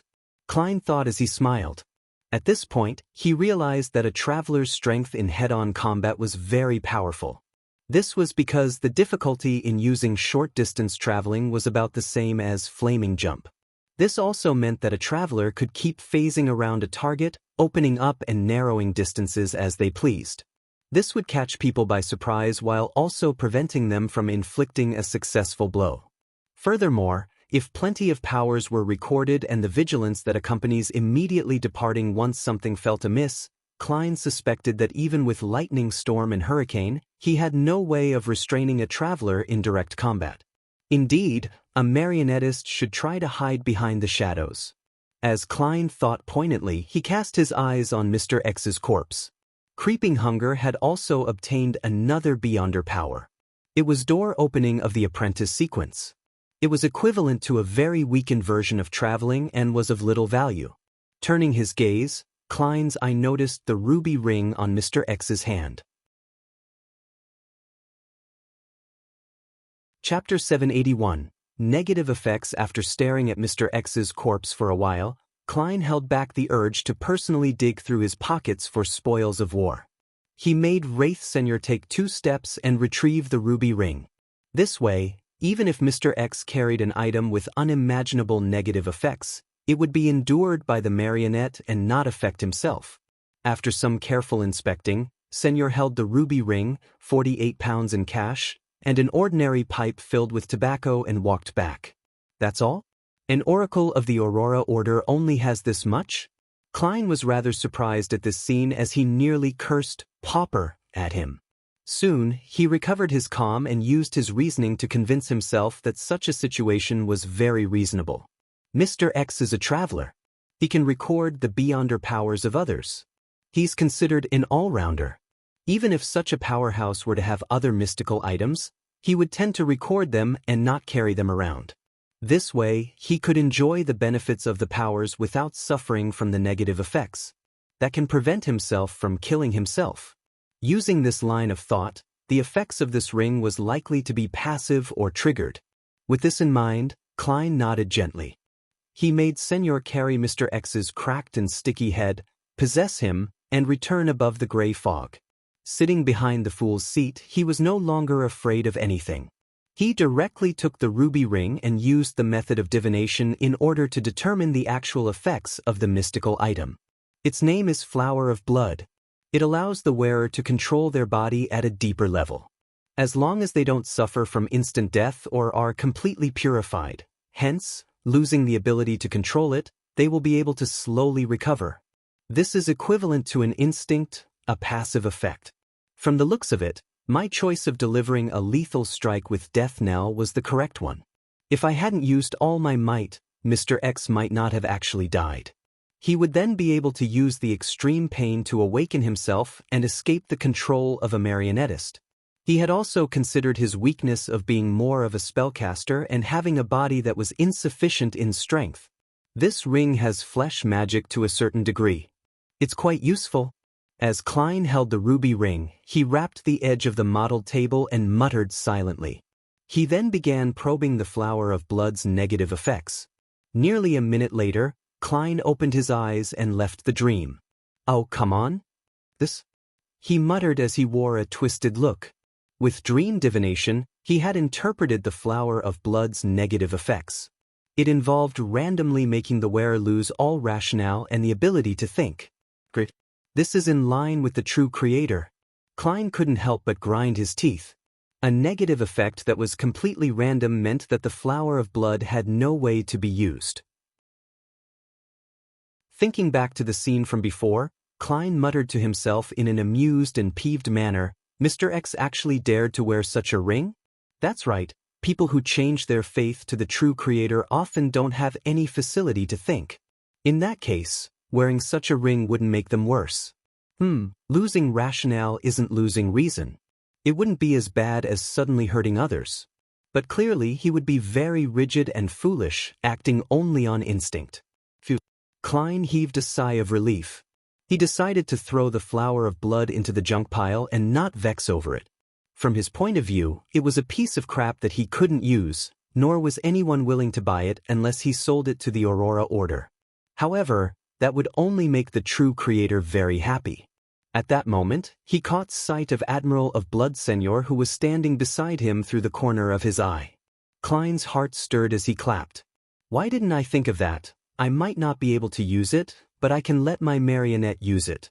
After all, he's dead and he follows all my instructions. He doesn't need to think. Admiral of Blood, Flower of Blood. It's destined to be a pair. Although Senor has lost his control over his body because he's dead, I can provide that. This way, he can still be fixed even if he can't phase into a wraith in time, or if his zombie body isn't strong enough to withstand a blow, causing him to lose a limb or two. Of course, to a marionette, that's not important, as it doesn't affect his intrinsic character. The main goal is to obtain the additional flesh magic." A few seconds later, a delighted Klein made Senor pick up the ruby ring and wear it on his left index finger. After doing this, Klein made the wraith return to the gold coin before he raised his left palm and spread his fingers. He wanted to release the interrogator from creeping hunger. This was a promise he had made a long time ago. This was the last spirit body that had been grazed when he received creeping hunger. It was time to set it free. Amidst an indistinct cold wind, a blurry soul appeared by the side of the bronze table. He was a man in a navy uniform. He was in his 30s and had the rank of commander. He had brown whiskers on his painful and dazed face. "What's your name? How did Kalangos kill you?" Klein asked in a deep voice. The man jolted from his reverie and answered, "My name is Andy Hayden, the second mate of the Enmat. I died at a battle at sea. No, I didn't die immediately. I was captured by a Phasation before I entered that glove of yours. I do not know of a Kalangos, much less heard of him." This interrogator was already inside the glove when Kalangos obtained creeping hunger? As psychic piercing is very useful, he didn't switch it? "I wonder who the previous owner of creeping hunger was?" Klein asked with piqued interest. "Who was the Phasation who caught you? What does he look like?" Andy Hayden thought seriously and said, "I don't know his name. I only remember his epaulette was that of a captain. I remember that he had a big, impressionable nose. I remember his eyes were blue, and his hair was close to blonde. He was almost 2 meters tall. Such people from Fasak are common, other than his identity as a captain." Klein considered for a moment and said, "Which year did you die?" Andy Hayden's figure slowly dissipated away and finally, it said, 1338. That's 12 years ago. Vice Admiral Hurricane Kalangos got famous less than 10 years ago. That captain might already be an admiral. Klein gently nodded and discovered that he had failed to ask if Andy Hayden had any last wishes. Forget it, setting him free is already a good deed. Klein quickly threw the matter to the back of his mind as he conjured the world Gehrman Sparrow. Please inform Miss Magician that Mr. X, Louis Veen, is dead. Please get her to take receipt of the item and the spellbook. I'll request it from her when I need it again. An endless gray fog filled Furz's eyes as the World Gehrman Sparrow's words emotionlessly rang in her ears. Although she was already prepared for this piece of news, she still found it unbelievable and unacceptable. He really succeeded? That storm in East Borough was created by him? Furz held down the upheavals in her heart. Taking advantage of the silent night, she set up a bestowment ritual in her bedroom. Before long, the candlelight and spirituality items created an illusory door. 2 items flew out and landed gently on the table. When Furz took a careful look, she nearly screamed as she hurriedly covered her mouth. She took 2 steps back and kept close to the wall of spirituality. One of the 2 items was her Lamino's travels, while the other item was a hideous head covered in cracks. It was stained with blood as if they had pieced together, as it seemed to shimmer with what appeared like reflected light on glass. As a graduate of med school, and having worked as a doctor at a well-known clinic, Furz had seen her fair share of corpses, but never had she seen such a disgusting, creepy, and terrifying head. After composing herself, Furz looked at the head again, identifying it to be Louis Veen's. She carefully used astromancy to make a final confirmation. Following that, she muttered with a slightly twisted expression, "Mr. World shattered the target's head and then pieced them back together?" At this moment, Furz couldn't help have a scene surface in her mind. It was of the cold Gehrman Sparrow sitting in front of a table, piecing together the bloody head fragments together, as though seriously putting a jigsaw puzzle together. This made Furz involuntarily shiver. She had an inexplicable feeling that the world was a psychotic killer with a serious mental illness. Moving her gaze away, she took 2 steps forward and picked up Lamino's travels and casually flipped through it. Her gaze gradually froze because there were more spells in the spellbook, most of them seemingly related to wind and lightning. This made her recall the lightning storm that quickly passed in East Borough. She was convinced that it was created by Mr. World. Furz hurriedly flipped to the 3 charred yellow pages in Lamino's travels and found them blank. She immediately had a guess, believing that the World Gehrman Sparrow had likely gained Mr. Fool's help to record Beyonder powers at the demigod level. I just realized that if I have enough money and resources, I can hire the Tarot Club members to help me record different Beyonder powers. This way, Lamino's travels will become extremely powerful, but I don't have the money or resources.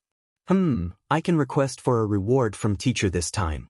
I can say that I paid quite a price to help seek revenge for him. Furz thought and first thanked Mr. Fool before asking him to pass on the message to the world. I'm very sorry that my payment isn't proportionate to the difficulty of the mission. After I receive a reward, I'll provide compensation. After the prayer, Furz ended the ritual and hurriedly hid the head. If Zio discovers this, she'll definitely imagine a horror story. After she was done, Furz clapped her hands as she thought leisurely. When Furz replied, Klein had already returned to the real world. All he heard was a vague female's voice. But even so, he couldn't help the fear and horror he felt. This was because Death Knell had given him an additional weakness, the fear of women. Chapter 782. Saturday night. On Saturday morning, Klein, who was wearing pajamas, rubbed his head and got out of bed. He didn't sleep well, as different women would inevitably enter his dreams, scaring him awake. He needed to spend several seconds to calm his emotions before returning to sleep again. Thankfully, this weakness only lasts 6 hours, and there's no need for me to head out in the middle of the night. I didn't have to face the maids. Klein sighed as he pulled the rope beside his bed. Richardson, who had been waiting outside, immediately entered with the clothes his employer needed to wear. I've no idea what a Rhodes said. Richardson seems to try to avoid me when facing me. Was it the kind of ladies he mentioned he likes, and that it happens to also be at odds with how society views it? Klein happened to only hear the magic mirror mention the kind of women that Butler Walter liked when he rushed back. He wasn't sure what had happened prior to that. He didn't use dream divination to obtain the corresponding information, as he didn't feel that it was necessary. After all, with Richardson's personality, he wouldn't have the courage to take action no matter who he liked. It wouldn't have had any additional effects. After changing into his clothes, Klein headed to the second story and walked to the dining room. Walter was wearing white gloves as usual, waiting by the entrance. Upon seeing Dwayne Dante's approach, he took a step forward and bowed politely. "Good morning, sir. You have 2 lessons today. In the evening, you will be participating in the banquet at Mr. Portland Moment's place." Portland Moment lived at 100 Backlund Street. He was a full-time professor at Backlund University's Department of Engineering, a fellow at the Lone Kingdom Imperial Science Institute. As he had discovered a few metal alloys, he had received the Light of Machinery Award, and he was just second to people like Tirani von Helmesuen in the world of academics. Furthermore, the few metal alloys were widely used in ship and steam engine construction. Just the licensing patent was enough to make him a tycoon with a wealth of hundreds of thousands of pounds. Upon hearing Walter, Klein casually glanced at him, realizing that he had some dark eye circles. His eye bags were a little puffy, making him look different from usual. It was as though he hadn't slept well the entire night. If not for a faceless powers, Dwayne Dante's would probably look the same. Klein retracted his gaze in pity and didn't speak further. As he nodded gently in response to Walter's greetings, he entered the dining hall. To be honest, Klein was rather impressed with him. He was able to hold back his fantasies and stop himself from approaching her to seek out pleasure, despite frequently meeting a demoness. All he did was have wet dreams that included the target when alone at night. One had to know that a demoness, especially one who was in the midst of or having passed the pleasure sequence, had a charm that far exceeded a beyonder's effects towards males. Every action was filled with a charm that made any men who came close to them feel intoxicated and lost. It was like consuming opioids and gradually developing into something more serious, to the point of not being able to extricate oneself from the pleasure given by a demoness. Perhaps only gay men could effectively resist such charms. Of course, Klein suspected that gay men were not immune to it either. This was because one's mind and hormones would be affected, creating changes that originally didn't exist. Furthermore, a large number of demonesses were men to begin with. This lowered one's psychological resistance. And precisely because of this, even though he was a Sequence 5 Beyonder, Klein had to constantly maintain a high-strung state when facing demonesses like Trissy and Tracy. He was afraid that any mishap might cause him to be charmed.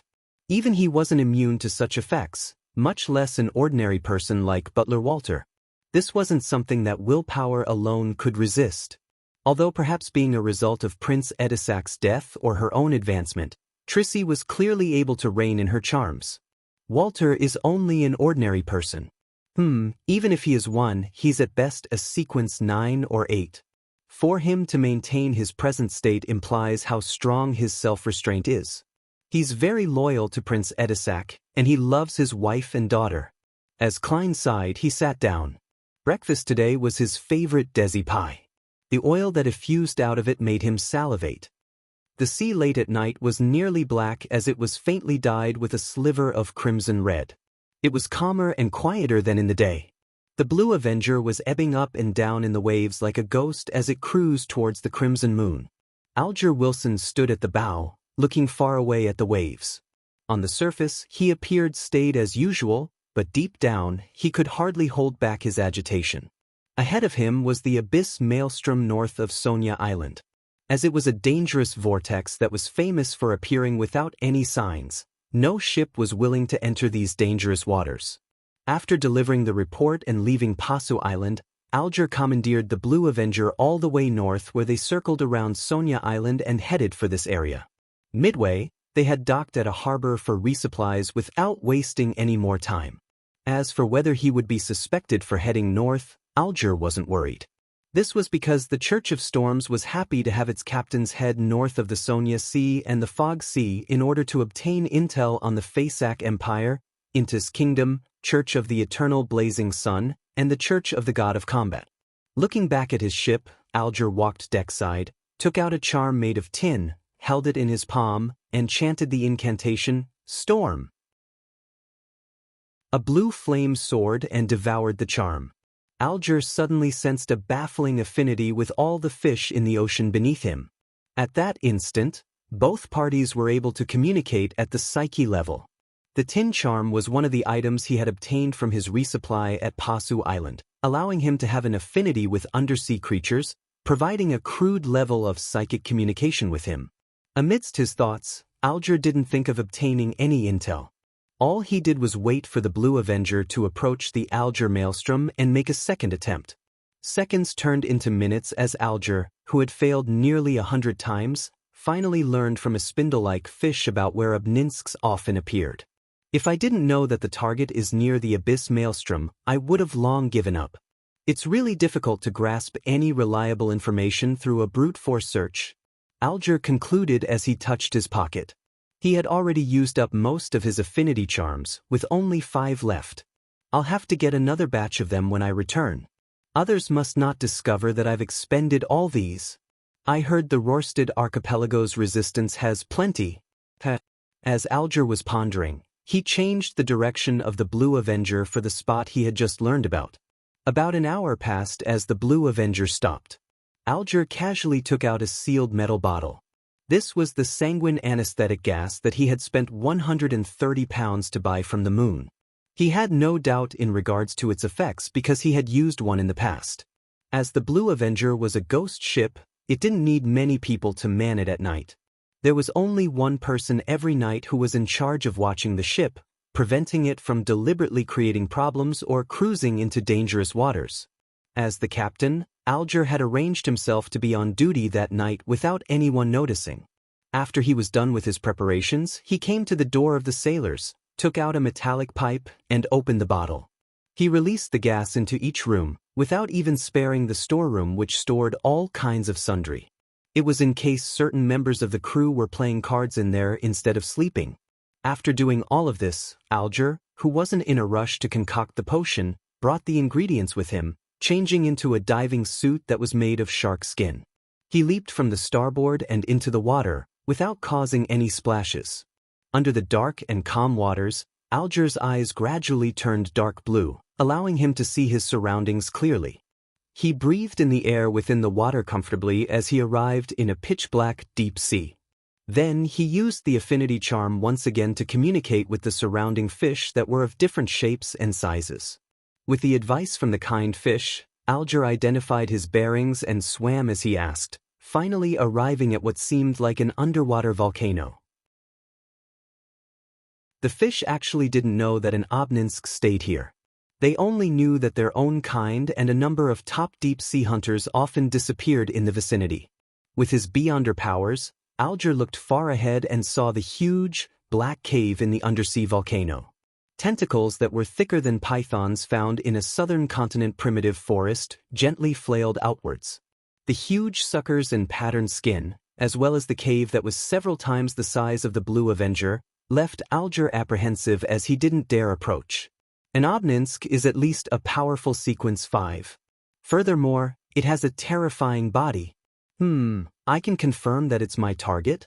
Alger carefully swam over and stopped at a distance from the threat. After careful identification, he used the affinity charm once again. Following that, he allowed his spirituality to pass through the water and reach into the cave in an attempt to communicate with the powerful psyche force that was huddled inside. The massive psyche slowly relaxed as countless thoughts were released. It was taken aback for a moment before its psyche suddenly erupted like a volcano. Amidst a terrifying sound, the cave produced a ludicrous vortex that sucked the surrounding water, trash, as well as Alger towards it. It's filled with animosity. Alger's pupils constricted as his body turned slippery as he was driven by a formless wind backward in an attempt to escape. He used several beyonder powers before escaping the influence of the vortex. He didn't dare stay near the undersea volcano, and he quickly surfaced before opening up a gap. Almost a minute later, Alger, who had escaped the dangerous area, spat out bubbles as he heaved a sigh of relief. That Obninsk can actually resist the influence of charms that increase an affinity with sea creatures. Does it hate items with the Lord's aura? After some thought, Alger, who didn't wish to waste this opportunity, steeled his resolve since he had already come this far. He began using Elvish to pray amidst the seawater. The fool that doesn't belong to this era. Chapter 783, The trick to communication when he heard the illusory pleas, Klein was attending a banquet at Portland Moments Place due to the time difference. The banquet began from 7:30, and it continued all the way to 9:30 and even 10. This was because the appetizers, soup, side dishes, main dishes, staple food, vegetables, fruits, and desserts had numbered a total of 10 to 20 dishes. The footmen would serve the dishes one after the other, removing and changing dishes in unison to prevent the dining table from turning chaotic, and also providing an interval between the dishes in order to allow the guests to chat. Gentlemen would take the initiative to talk to the ladies to their right. In short, it's rather troublesome and exhausting. I even have to take note of which dish matches with which alcohol. However, it's quite tasty. Taking the opportunity when the roasted lamb was being switched out, he said to Ma'am Willis to his right, "My apologies. I'll need to use the washroom." He got up, pressing his right hand to his chest and bending over slightly as a gesture. Then he left the dining hall and headed for one of the washrooms on the second story. Upon entering, he locked the door and immediately took 4 steps counterclockwise to head above the gray fog. Mr. Hangman's prayer. He wishes for me to help him in gaining the goodwill of an Obninsk, and he's willing to find 15 pages of Roselle's diary, or help me do something of equal value. His progress isn't slow. Klein sat at the fool's seat as he emanated his spirituality and touched the constantly burgeoning and contracting crimson star. After pondering for a few seconds, he said, "Investigate all FASAC captains who participated in the Konotop Sea battle in 1338. As a historian, Klein immediately knew which sea battle it was when he learned that the interrogator had died at the hands of a Phasacian in 1338. In 1338, the relationship between Lone and Fasak was tense with occasional conflicts. However, there was only one battle that resulted in the death of someone that was at the level of a commander. It was a sea battle that happened in East Balam's Konotop. And on a Phasacian fleet, there were definitely not many captains. In the deep, dark waters, Alger Wilson saw the endless grayish-white fog and heard Mr. Fool's answer. Investigate all the captains from the Fasak Empire that were involved in the Konotop Sea battle in 1338. Why would Mr. Fool pay attention to such a trivial figure? Is there some immense secret hidden in this matter? Alger's heart stirred. Without any hesitation, he directly agreed. Your wish is my wish. Such a mission was difficult and very complicated for him, but it wasn't dangerous. It was something that the present him could accept. After the response, Alger heard Mr. Fool's deep voice once again. You can return to the target's vicinity. That's it? As expected of Mr. Fool. After he obtained the authority, he is more like a sea god than Calvetua. His might isn't limited to the Rorstad archipelago. Alger was delighted as he thanked the Fool solemnly. Then, bending his back and kicking his legs, he turned to head down, diving into the depths once more. In just minutes, he returned beside the undersea volcano and saw a turbulent flow in the gigantic dark cave as the tentacles were flailing and had yet to calm down. Although Alger trusted Mr. Fool in being sufficiently powerful and terrifying, an awakening ancient god, he instinctively became cautious when he saw that scene. He carefully inched forward. He suspected that the Obninsk's flailing of its countless tentacles was a sign of welcoming him. And at this moment, above the gray fog, the sea god scepter-wielding Klein frowned slightly. It refuses to communicate with sea god, and it even hates the feeling, making it unwilling to show its goodwill, he muttered under his breath, exasperated. His influence on the surrounding waters through the Prei had failed. For some unknown reason, the Obninsk strongly resisted beyonder powers that promoted an affinity with sea creatures. Through the prayer scene, he could see the thick tentacles thrashing about, and he vaguely sensed that the target was infuriated. It was trying to rip apart all living beings that dared approach it. Mr. Hanged Man has gone over. He's going over. The corners of Klein's mouth twitched as he decided to switch his approach. He raised the sea god scepter a little higher, allowing the blue gems at the tip light up one after another, emitting a bright, blinding light. Right on the heels of that, he directed the violent aura of lightning storm over, casting it on the Obninsk. The thick tentacles that thrashed about at the bottom of the sea suddenly froze before falling down. They clung close to the seabed as countless green points of lights appeared in the dark cave. Amidst a jarring rumbling sound, a terrifying monster that could devour a sailboat crawled out. Its patterned black body was massive and distorted. It had a total of 3 heads, and each head had more than a dozen eyes. All of them were emitting a green light. The monster then prostrated, appearing as obedient as a trained hound. Indeed, tricks are needed in communication. Klein nodded in satisfaction and once again used the Beyonder affinity powers to make the Obninsk open the mouths of its 3 heads via a psychic connection. This made Alger instantly see 3 dark caves, each of them large enough to provide a sailboat passage inside. Praise be to Mr. Fool. Alger looked at the magnificent scene before him as he couldn't help but mutter inwardly. He didn't waste any time, and he chose the middle head by quickly swimming towards it. A spiraled and warped passage quickly appeared in Alger's vision as the walls were made of flesh. The width was comparable to the bow of the Blue Avenger. Whoosh! Water flowed into the passage, heading right for the deep depths. Alger took the opportunity to let his body go with the flow. Suddenly, he felt as though he was back as a sailor, engaging in combat amidst waves, groggy from being tossed around. It couldn't be sustained. By the time Alger used his Beyonder powers and got a hold of himself, he had already left the tunnel of flesh. He was in a dark, spacious world, with a sticky sensation by his feet. There was a putrid stench everywhere around him. In just a second, Alger realized that the liquid inside was corroding him. He hurriedly produced a water membrane as he made it swell into a transparent sphere. He knew that he was already inside the Obninsk stomach. Without any hesitation, he took out all the bottles he had long prepared and began concocting the potion. As the supplementary ingredients were thrown into the wide-mouthed metal bottle, they mixed into a dark blue liquid. Following that, Alger carefully threw in a jellyfish that enveloped azure blue seawater in its translucent membrane. The distant and ethereal singing grew in intensity before calming down. In the bottle, there wasn't any ripples or bubbles. The liquid was dark, just like the ocean before a storm. Alger calmed his mind, entered cogitation, and picked up the metal bottle before cleanly downing the ocean songster potion inside.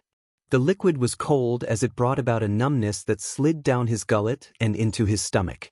It then spread throughout his body cells at an unimaginable speed. At that instant, Alger vaguely heard countless voices. They came from all life at sea, but the Obninsk's body blocked most of it, leaving a relatively screened-out version. Plop, plop, plop. Alger felt his heart beating violently as it spewed blood outwards. His spirituality and the sound waves began to remold his voice and soul. He couldn't help it as he opened his mouth, letting out a loud sigh. Amidst the sigh, Alger felt his spirit body being ripped slightly.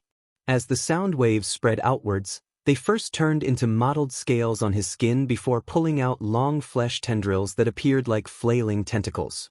The sound wave continued spreading outwards with his spirit body fragments, making contact with the sticky liquid within the Obninsk stomach, and they magically bounced back, infusing Alger's body once again. Alger, who was on the brink of losing control, instantly felt better as he seized the opportunity. Without any fear of embarrassing himself, he began singing loudly in a bid to vent the invisible sound waves that would blast his body apart.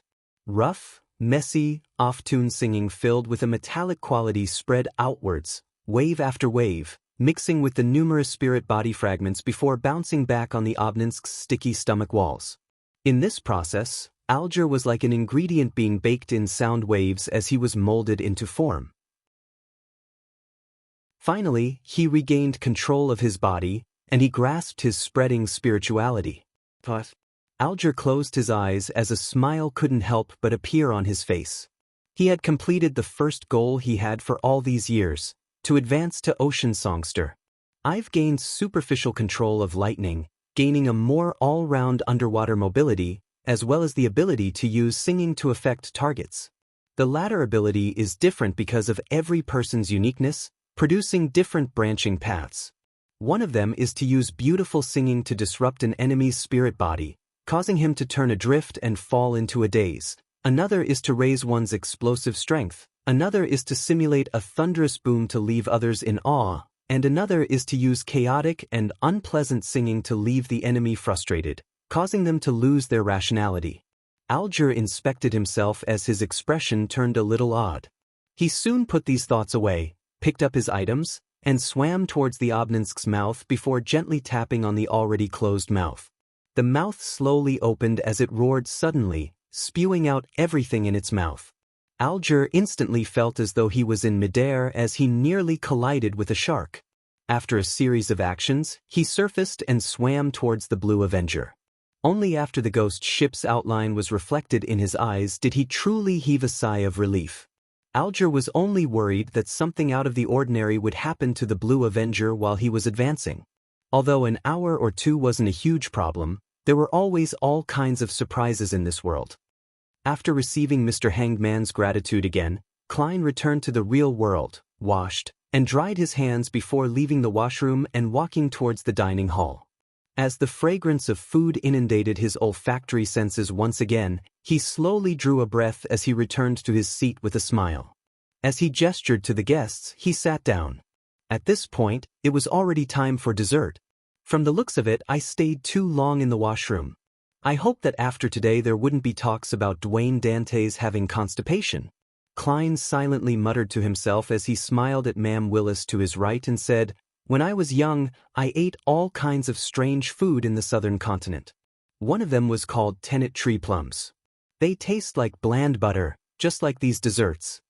He euphemistically explained the reason for his delay by implying that he had weakened his stomach from his younger days. Chapter 784, Character Assassination. Ma'am Willis glanced at Dwayne Dantes and said with a smile, completely unfazed, "Your past, and your experiences in Desi Bay and the southern continent, are more interesting than any novel I've read. It makes me feel like having a similar experience of my own. Of course, they're just real-life stories that have been tweaked. It's all thanks to Anderson Hood, a hunter that goes everywhere." As Klein cast his gaze on a tiny butter cake, he chuckled. "It's because those are only the interesting ones. There are many that I'd rather not be reminded of." After that simple statement, he began enjoying the dessert. However, when Ma'am Willis and the other ladies heard that, they were somehow reminded of a best-selling novel, A Man with a Story. To them, Dwayne Dantes was such a man. Although he looked like a placid lake, there was more deep down. Hidden there were more pleasant surprises and plenty of pain. The banquet ended 20 minutes to 10. A number of gentlemen and ladies went to the card room to play 2 hours of Texas Hold'em, while the remaining men headed for the activity room to have a chat. They didn't bar women from joining, but as it was inevitable for them to broach on sexual matters while smoking, no women joined them. They either circled the piano at the first story and listened to and sang along with the performer, or they grouped up to play chess. Klein chose to head to the activity room on the second story. Private conversations with a few people had helped him speed up his admission into the circle. After entering the room, he observed the environment and went straight for the windows to open them. Then he pulled a nearby high-back chair to sit down. Just as he did this, he saw the banquet's host, Portland Moment, laugh with a pipe in hand. Men often need some space for themselves. His voice was sonorous, and he had a big build. He was an elder in his 60s with a ruddy complexion and rather thick hair despite being all white. His facial features were the most classic features of a Loanese man with nothing that stood out. Yes, men have to take note of their image when the ladies are around. We have to be considerate about their thoughts. "I've already wanted to kiss this an hour ago," Hazel's father, member of parliament, mocked, took out a gorgeous silver box, taking out a cigar from inside. The other men in the activity room did the same as pipes or cigarettes appeared in their hands as though they were pulling off a magic trick. As the flames flickered, wisps of smoke began to billow, filling the room as though the smog from yesteryear hadn't dispersed. After enjoying it for a few seconds with his eyes closed, Portland Moment looked to the guest by the window and asked, "Dwayne, do you not smoke?" Klein clenched his fist and placed it to his mouth, coughing slightly as he said, "I have yet to recover. The doctor advised me not to smoke for the time being." To be frank, he was almost choking. Thankfully, he had smartly chosen a seat by the window. This group smoke like chimneys? Klein curled his right index finger and rubbed against his nostrils. He had the urge to use the beyonder powers of a magician to create an invisible air pipe that extended outside to draw in fresh air so as to escape the harm of secondhand smoke. But considering how there might be beyonders hiding amongst these men, he wisely gave up on the idea. Portland Moment laughed upon hearing that. I heard from Bishop Electra that it's not without reason that you were sick. You lack a wife. This professor was a believer of the god of steam and machinery, but his wife was a believer of the Evernight goddess. Therefore, they had taken up residence in Buckland Street near St. Samuel Cathedral. He often had bishops visiting him and having exchanges. Is he mocking me for thinking about women despite being sick? I really couldn't tell that Bishop Electra is actually a man who likes spreading gossip. It's all a Rhodes's fault. Klein lampooned and shook his head with a smile. I place great importance on marriage. I'd rather remain single if there's no one suitable. At this moment, the high-ranking employee of the Backland Municipal Office, Mr. Willis, spewed out smoke and said, Actually, I envy Dwayne's single status. It allows him to be able to pursue any kind of woman that he likes. He had deliberated enunciated, any kind, causing ambiguous laughter to sound out.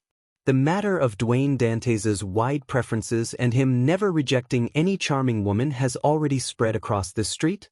Klein held back his right hand to prevent himself from subconsciously rubbing his temples. He felt that the deep, dignified, handsome, gregarious new tycoon's image was undergoing a subtle change. He first suspected that it was the loudmouth, Bishop Electra, that had spread the news, but later believed that it was Butler Walter who had proactively gotten the servants to spread the gossip. This was because a nearly flawless, charming gentleman would often be unknowingly ostracized by members of the same sex in a circle. But when a blemish surfaced with a topic that could be used in jest, it made it easier for him to build closer ties. Klein wasn't angry about such treatment. Instead, he deliberately gave a wry smile in a rather gentlemanly manner. That's why I have difficulty choosing, causing me to remain single to this day. Ah! Portland Moment and company laughed in unison. Member of Parliament mocked then said, What you need is to be a little more decisive. A good marriage and a good family aids a man greatly. He stopped teasing him and gave serious advice. From the looks of it, no matter which world you're in, you can't escape the fate of being pressured into marriage. Klein nodded gently and glanced out the window, taking in the night scenery of Portland Moment's garden. At this moment he saw a figure. It was Hazel Mocked, who was dressed in a black-green gown, following a trail going deeper into the garden, pausing from time to time to look around as though she was looking for something. Wasn't this lady playing the piano just now? Why would she suddenly be in the garden? When Klein retracted his gaze, Hazel's figure was blocked by flowers. When guests attend banquets or balls, leaving the hall to head into the garden isn't something impolite.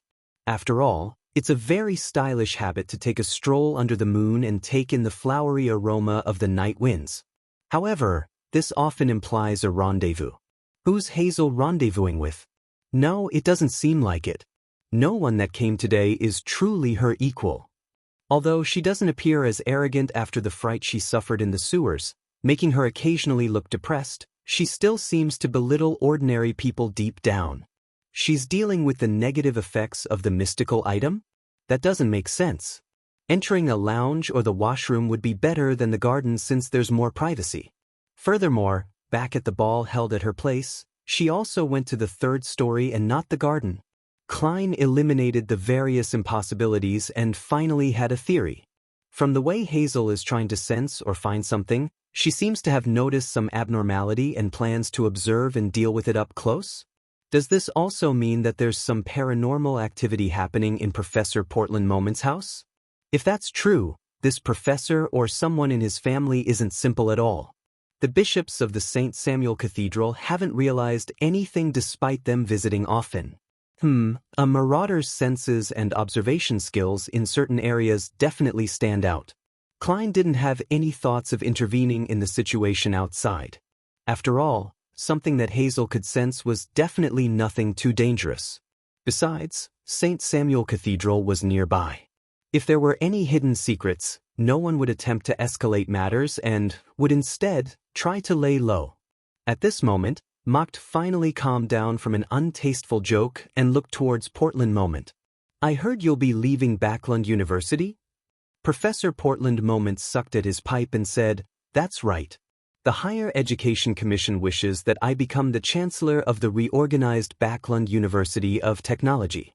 Haha, although a large amount of my wealth comes from metal alloys, what I'm best at is mechanical engineering. They've promised to build me a better laboratory there, and also provide me with more funding. At my age, having more autonomy and helpers is more important. Mr. Willis echoed with a smile, and Backlund University will have a full-time professor's spot empty up. Those senior associate professors that have been waiting for decades can finally have a chance. In Lone's tertiary education system, full-time professors weren't just a title, but also a post. It was equivalent to a dean, so there was only one. Backlund University of Technology. Klein smiled as he listened, keeping silent on matters he didn't know much about. In the garden, Hazel arrived in a dark and secluded corner. She had discovered that ants and other insects on the ground were gathering in an abnormal manner, and her spiritual perception felt that something was hidden here. This was innate to her sequence, and it had never failed in the past. Without any additional help, she could directly choose the precious items hidden among several sealed boxes. Of course, she wasn't able to distinguish what it was exactly. All she knew was that compared to the rest, what her spiritual perception told her was something definitely more valuable. Just like Mr. Dwayne Dantes. He definitely has extremely precious items on him. Hazel curled the corners of her lips as she cast her gaze at the soil, which looked a little loose. She sensed that copious amounts of spirituality were gathered underneath, thus attracting insects and souls. It's not a human body. It's some spirituality-equipped materials that have been used. They should have been thrown away in batches, but they were instead buried together, causing unnecessary changes. Hazel's eyes turned darker as she interpreted the situation underground based on the unhidden spirituality traits and changes. She tipped her chin slightly and looked back at the building. She believed that Portland Moment's family had at least one person with extraordinary powers. And if this problem in the garden wasn't resolved, the nearby houses would have paranormal activity in the coming days. Hazel retracted her gaze, extended her left hand, and aimed it at the soil. With a gentle grip, she slowly twisted her wrist. The gathered spirituality vanished as though it had been stolen by someone. Chapter 785. Trissy's Discovery 100 Backlund Street, in a corner of the garden in Portland Moment's residence. The many ants and worms that were gathering there slowly dispersed as the cold, creepy sensation faded. That person with extraordinary powers likely doesn't have any experience. With her goal achieved, Hazel nodded indiscernibly before turning around briskly and strolling through the garden. She wasn't in a rush to return as she enjoyed the crimson moonlight, the cold air, and the faint flowery scent. After a long while, Hazel stopped her stroll and left the garden, entering the hall on the first story. At this moment, apart from the guests still playing Texas Hold'em, many ladies and gentlemen had bid farewell. Moments after Hazel found her mother, Ma'am Rihanna, she saw her father, Member of Parliament Mocked, and a few other gentlemen walking down as they conversed with lively expressions. Are you ready to head home? You have to visit a very important guest tomorrow morning. As Rihanna gestured for her daughter to come close, she walked towards her husband and greeted the others with a smile. Mocked nodded and said, I would have loved to try another of Portland's cigars if not for that matter. Rihanna swept her gaze to Willis, Dwayne Dantes, and company, and she asked in passing, Gentlemen, what are you talking about? It sounds interesting. Mocked turned his body to the side and said with a smile, Dwayne said that he encountered ghosts when he was in the southern continent. He and his companions suddenly woke up in the middle of the night and found themselves unable to open their eyes. Their bodies were heavy, as though someone was pressing on them. They used a great deal of strength before escaping such a state and left their beds. However, they discovered their rooms were extremely cold. You might not know this, but East Balam's weather is hot most of the time. Then, Dwayne and his companions each held double-barreled hunting rifles and stood guard the entire night. They frantically left the town after the sun rose. After hearing that, Ma'am Rihanna looked at Dwayne Dantes with piqued interest. Is that true? Do ghosts really exist? Klein shook his head with a smile. That I'm not sure of. Perhaps my companions and I had just experienced a harrowing adventure and our bodies and minds weren't in the best of conditions. This might have resulted in all kinds of problems. The stories he told were sourced from one of Anderson's experiences. Back when the strongest hunter of the Fog Sea was exploring a temple in the primitive forest, he chanced upon a specter, creating a large-scale breakout overnight. Hazel turned her head to look towards the garden as the corners of her mouth curved up slightly before she held back. She didn't say a word as she quietly listened to her parents bidding the rest of them farewell before returning home together. Late at night, Hazel, who had changed into a sleeping gown, walked to the balcony and stood behind a gap in the curtains. She looked towards the sewer manhole on Buckland Street. As she looked at it, her face gradually turned pale as though she had recalled an experience filled with pain and horror. She forced herself to retract her gaze, took 2 deep breaths, and turned around to walk to her bedside. During this process, she bit gently on her lip and muttered silently, "That was likely a wraith. Definitely. I need items or charms in the sun domain." While Hazel was looking at the manhole, Klein was also doing the same. It's been days. I wonder how well that demoness, Trissy, has recovered and whether she has left or not. Thankfully, after Hazel was given a scare by me, she hasn't dared to approach the manhole. Klein's gaze swept the iron-black street lamps as he nodded slightly. He opened the iron cigar case and made his wraith marionette appear within the full-body mirror. He had already decided to send Senor down the sewers to check the area to confirm Trissy's condition. He didn't want that demoness to cause any trouble. Furthermore, the sewers were just physically too close to his identity as Dwayne Dantes. Klein didn't wish for Trissy to be in the vicinity any longer, wishing that she could recover soon and take action. That would prompt her to leave Buckland Street. Having Admiral of Blood Senor appear every once in a while would fulfill the character setting I previously created. It doesn't live nearby, and because the sewers contains a secret, it often wanders around in search of it. As Klein was thinking, he made the marionette in the ancient triangular hat leap onto the street lamp's surface before passing through the manhole cover in a wraith form, quickly approaching the hidden fork where Trissy hid herself at. Before reaching the dead end, Senor, who had night vision, could see that the area was empty. She's already recovered and left? Klein thought as he made the marionette continue forward, stopping at the spot where Trissy was previously sitting. He discovered that the place was tidied up. Not only was the ground not muddy and moist, even the moss on the walls and corner had vanished. There isn't any leftover food either. That fellow became a germaphobe after becoming a woman? No, perhaps he was like that to begin with. With Senor's vision, Klein surveyed the area and determined that either Trissy hadn't left, or she hadn't left for more than a day. Otherwise, it was impossible to maintain the cleanliness of the place. Just as this thought flashed through his mind, light footsteps sounded into the wraith's ear. Under his control, Senor retraced his steps and wasn't surprised to see Trissy in her black dress. This demoness had her luscious black hair cascading down, unlike peers her age who had different hairstyles. It was simple and neat.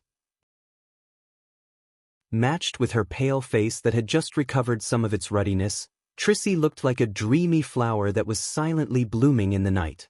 As expected of a demoness. Thankfully, there's a marionette in between us, otherwise I would just end up staring at her. Haha, a dead person won't be enticed. No matter how charming a demoness is, there's no way they can make the deceased climb out of a tomb like a zombie. Klein lampooned as he looked at Trissy, who had a blank expression but was secretly wary, having released the invisible threads. "Where did you go?" Trissy pricked up her brows and said, "Would you like to relieve yourself where you sleep?" "I thought a demoness wouldn't need to use the washroom." Klein gave a self-deprecating comment and made Senor chuckle. "Are you referring to pissing and shitting?" He had deliberately made the marionette say such words, as it matched Admiral of Blood's persona of a boorish pirate. Trissy indiscernibly frowned and said, Is there anything else? Senor didn't continue on the topic as he said, "You look like you've almost recovered." Trissy smiled. "Not bad. I'll be leaving tomorrow." She paused as she slightly narrowed her slender eyes. "To be frank, I doubt whether you're the real Admiral of Blood at times." "Of course it's real. You should ask if he's alive or dead." With his interest piqued, Klein made Senor ask, "Why do you say that?" Trissy's gaze swept over the wraith's face and said, "It's said that Admiral of Blood is someone who indulges in his desires, and he has no resistance towards beautiful females and males. Yet, I don't see any sparks of desire when you face me. I believe the real Admiral of Blood would have added the condition of doing something I wouldn't want to in the agreement." Klein deliberated for 2 seconds and made Senor give a self-deprecating smile. "I'm afraid of finding myself lost to pleasure and ending up being controlled by you." Trissy's expression instantly changed. This was indeed one of the reasons why she had raised the topic. To a demoness of pleasure, beyonders who habitually indulged in their desires were natural prey. Klein actively ignored the topic and made the marionette say, "You're seeking out the target tomorrow? Very clearly, the Royal Guard captain knows you and knows what you look like. After all, you were arranged by them to be by Prince Edisac's side." Klein silently added. Trissy lowered her head and looked at her toes before chuckling. "Rest at ease, I have the perfect plan." As she spoke, she turned her body sideways and casually looked deep into the sewers. "If you set off from here, at the end of the 6th left fork is a hidden passage. It has signs of prolonged human activity. Haha, I discovered it while walking around in the past few days. I believe it has something to do with that girl, right? It's also the reason why you're here?" "Hidden passage?" Klein didn't confirm or deny it. He made Senor smile and say, "Did you discover anything?" Trissy shook her head. "There was nothing at all. Perhaps only a certain pathway, or someone with a specific item, can find the clues. A marauder's intuition, or something on Hazel's person." Klein didn't make Senor continue on the topic as he pressed his hand to his chest and bowed with a smile. "Since you've recovered, I can be at ease." The moment he said that, he suddenly vanished. Trissy focused her eyes into a stare, but it was to no avail. Only when the invisible threads she had released was hit by a breeze did she retract her gaze, confirming that Admiral of Blood had really left. At that moment, Klein had brought the wraith back to the manhole without attempting to explore the spot which Trissy had mentioned. There were 3 reasons for his decision. First, it had exceeded 100 meters. Second, he suspected that he wouldn't find anything since he wasn't from the Marauder pathway, nor did he have the corresponding items. Third, Trissy was still around. Furs woke up naturally on a Sunday morning as she got up to wash up. As she chewed on a fresh piece of toast, she retrieved a stack of items from her mailbox. As she walked to the coffee table with a cup of coffee on it, she casually flipped through the items and discovered a reply letter she had been looking forward to. Throwing down the papers, bills, and other letters, Furs tore open the envelope. "Teacher is already in Backland?" Furs quickly read through the letter as she muttered in surprise. At the same time, she saw the toast in her mouth plunge to the ground. Chapter 786, Accounting Fraud Hat Trick in on Sherwood Burrows 22 Hope Street. Just as the attendant at the front desk was about to drink some water, she saw a lady walk in.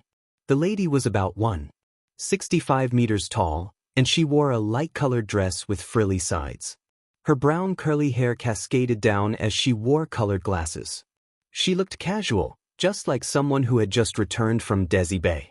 She held a dark brown leather suitcase as she unhurriedly walked to the front desk. A lady with extraordinary disposition. Her attire is nice. How I wish I could see what she looks like without her glasses. As a female, the attendant habitually sized up her clothes and accessories. She then heard the lady say in a languid tone, "1 night. A single room. 2 soldi and 8 pence. The attendant gave her the room rate for the day and directly asked, "Do you have any identification documents?" She wasn't too adamant about registering her identity because the inn had no means of confirming the authenticity of the documents. "Yes." The lady put down her dark brown suitcase and took out an identification document from her handbag before passing it to her. Margaret Taylor, the attendant muttered as she registered her before finding a bunch of keys. Room 2012. Thank you. The lady in fashionable attire received the keys, carried the dark brown suitcase, and walked towards the staircase. At this moment, an attendant in a red vest came over. He bowed and asked, "How may I help you?"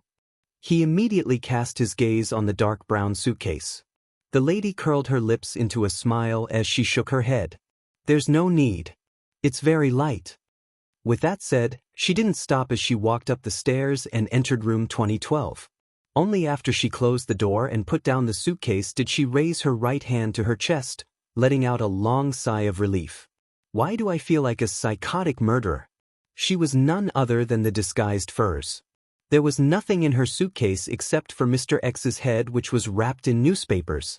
The two attendants from before probably wouldn't have guessed that a fashionable lady didn't have any clothes, facial products, or makeup in her suitcase, but a cracked, bloody head. If they were to discover that, everyone in the inn would be given a fright. This is source material for a detective novel. Furs calmed her feelings of anxiousness and picked up her suitcase again and opened the door. She observed the corridor and saw no one walking through it. She hurriedly walked out and headed for room 2016 and rapped on the wooden door. Her teacher, Dorian Gray Abraham, was living in the same room he previously used. After sensing someone sizing her up through the peephole, Furs heard the doorknob twist as the gears unlocked. Dorian Gray was dressed in a black suit with very broad shoulders. He looked to the left and right warily before making way, allowing his student to enter. Door has appeared in Emperor Roselle's diary. Therefore, the Queen is trying to find Mr. Dorr to figure out the truth of the past. That's normal. However, Mr. Dorr vanished in the War of the Four Emperors, more than 1,000 years before Emperor Roselle's era. How did they manage to contact each other? Could it be that Emperor Roselle could also hear the full moon ravings? I remember Mr. Dorr making a remark that Mr. Dorr might be calling for help. If that's the case, it's really. As an author, Furs was momentarily at a loss for words to describe her feelings. Dorian revealed a wry smile and said, "Certainly, I'm also puzzled about this problem. Remember to tell me if you find the answer." Furs didn't harp on this matter, afraid that Dorian Gray would notice anything amiss. She then said, "Teacher, why did you suddenly come to Backland?" Dorian smiled and picked up a cigarette as he raised it to his nose to give it a whiff. Without lighting it, he said, "I happen to have some matters that need me to be in Backland. I also decided to check on your digestion progress." In fact, he had been alarmed by Furs's letter. He couldn't believe that anyone in the world would still be asking about Mr. Dorr. One had to know that even the Abraham family had given up such attempts. He was the only one who kept at it, teaching students on his own accord. This also made him recall a prophecy that was passed around within the family. The Abrahams were increasingly approaching their destruction. When he connected the two matters together, he rushed over to Backland to confirm his student's situation. He wished that she could advance as soon as possible, leaving some hope for the Abraham family. "I just grasped the various astrological knowledge," Furs replied, feeling a little guilty. Due to her lack of money, she hadn't bought the high-quality crystal ball needed by an astrologer. To not continue on this topic, Furs began asking Dorian Gray about the acting principles needed for astrologer, obtaining advice such as, "Astrology isn't all-powerful." Towards the end, Furs glanced at the dark brown suitcase beside her and said, "Teacher, there's one more matter." "What is it?" Dorian leaned back into his chair as he leisurely drank a mouthful of black tea. Furs followed the script she had prepared and said, "After knowing that Louis Veen betrayed the organization, inflicting a great deal of harm upon all of you, I've always had the thought of finding him and exacting revenge for all of you." "Give up that thought." Dorian sat up straight. "Even if you have Lamino's travels, you are no match for him, much less able to kill him. I'm very glad that you have such thoughts, but there's no need to take unnecessary risks." "I'm definitely not able to do it alone." Furs mumbled silently before saying, "I got to know a very powerful bounty hunter. I spent about £10,000 to seek his help." She wasn't able to estimate the cost of the job, so she had used the price that Miss Audrey paid when previously entrusting them to kill the Intis ambassador. That might be a cheat. Louis Veen is likely a traveler, and he has the support of the Aurora Order. Dorian didn't hold any hopes of any bounty hunter being Louis Veen's match when he heard his student say, "He has already succeeded." Dorian choked on his saliva as he broke out into a fit of coughs. He dropped the teacup to the ground, but it bounced up like magic, firmly landing on the coffee table. "He has given me Louis Veen's head." Furs held up the dark brown suitcase and opened it, taking out the spherical object which was wrapped in newspapers. With the newspapers unfolded bit by bit, Dorian saw that face he would never forget. The smug smile on Louis Veen's face back when he attacked the Abraham family's headquarters was gone. His head was covered in cracks, as though it had been glued together piece by piece. It was gruesome, filled with pain and despair.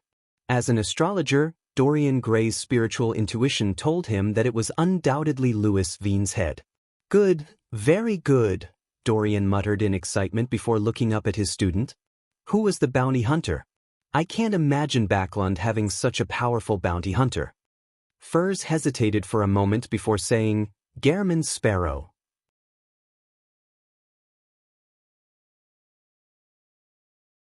Chapter 787.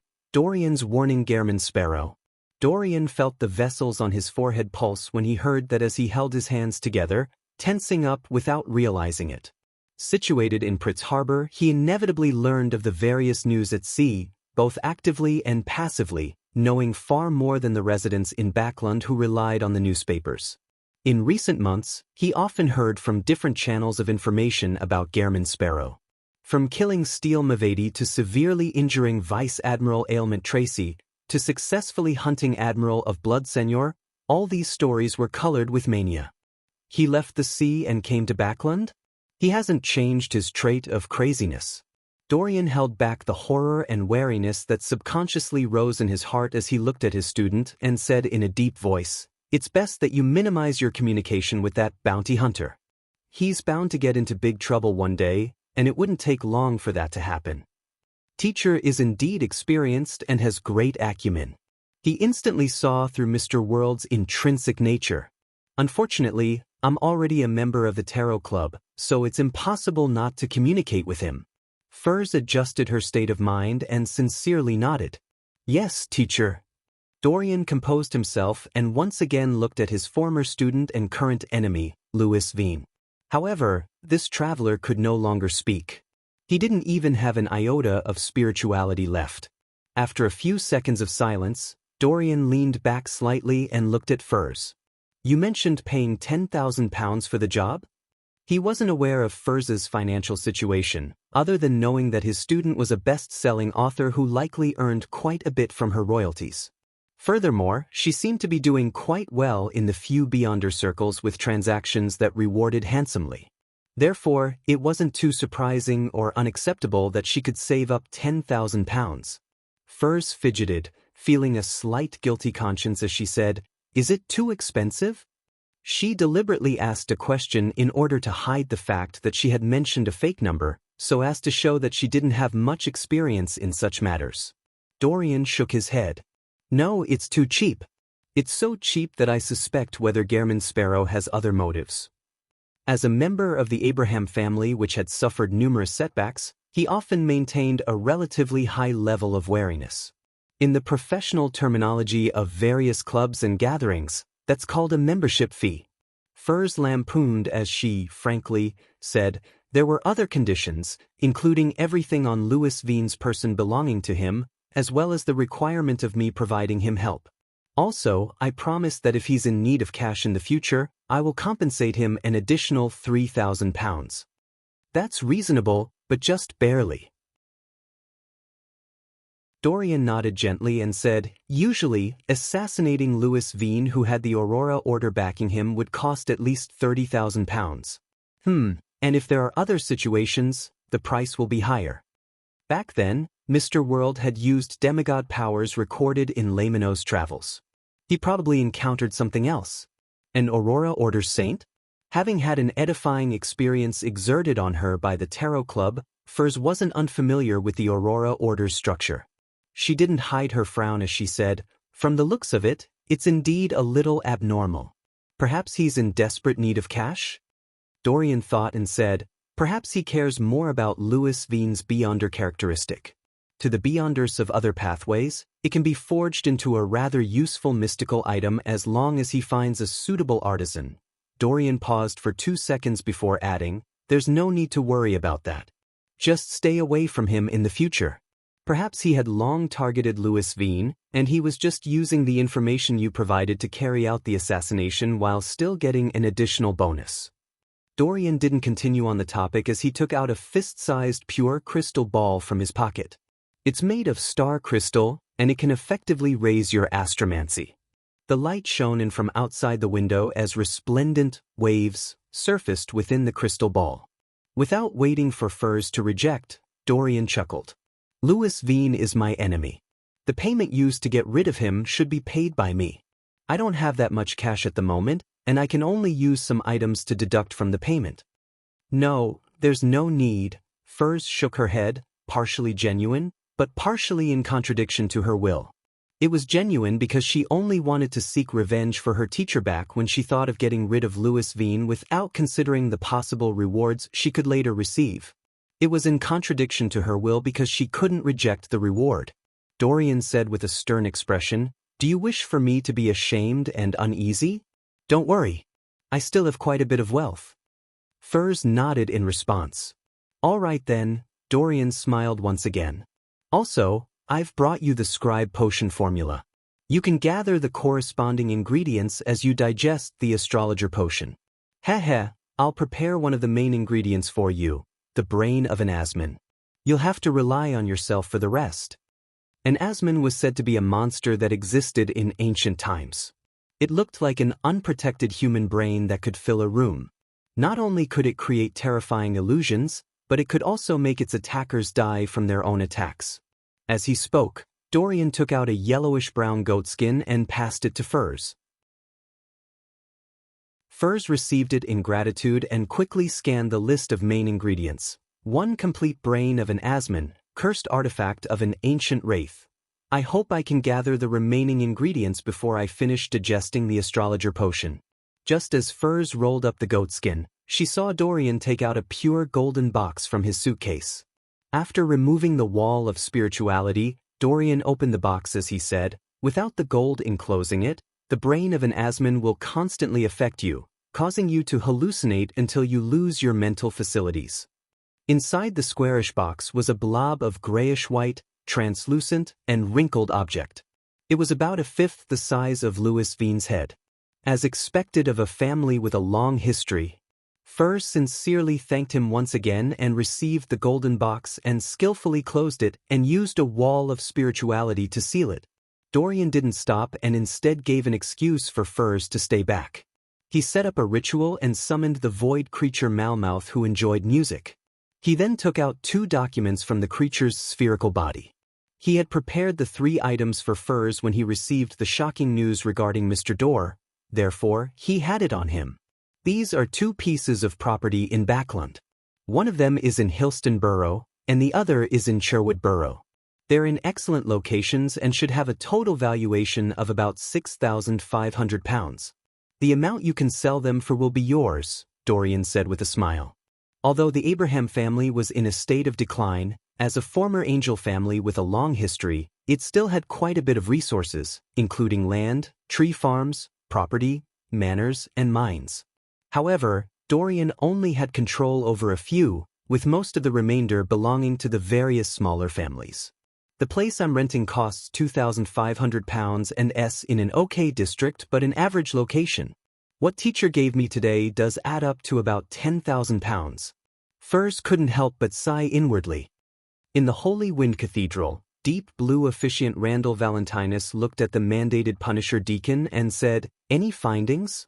The new Backland archbishop was a middle-aged man with a domineering demeanor. His dark blue hair was thick, and he had large earlobes. His eyes seemed to constantly hide lightning and storms within them. The mandated Punisher deacon standing before his desk was a thin middle-aged man wearing a modified captain's hat. His looks didn't stand out, but there was an anchor tattoo on his neck. The man answered reverently, "Your Eminence, we've already caught some of the members who participated in the gathering. However, they have no idea who the rest are, much less know of the person who assassinated Mr. X. According to their description, the assailant was about 6 meters tall and likely female. We can't rule out the possibility that it's a short man." Randall held back his anger and asked, "What do you plan on doing next?"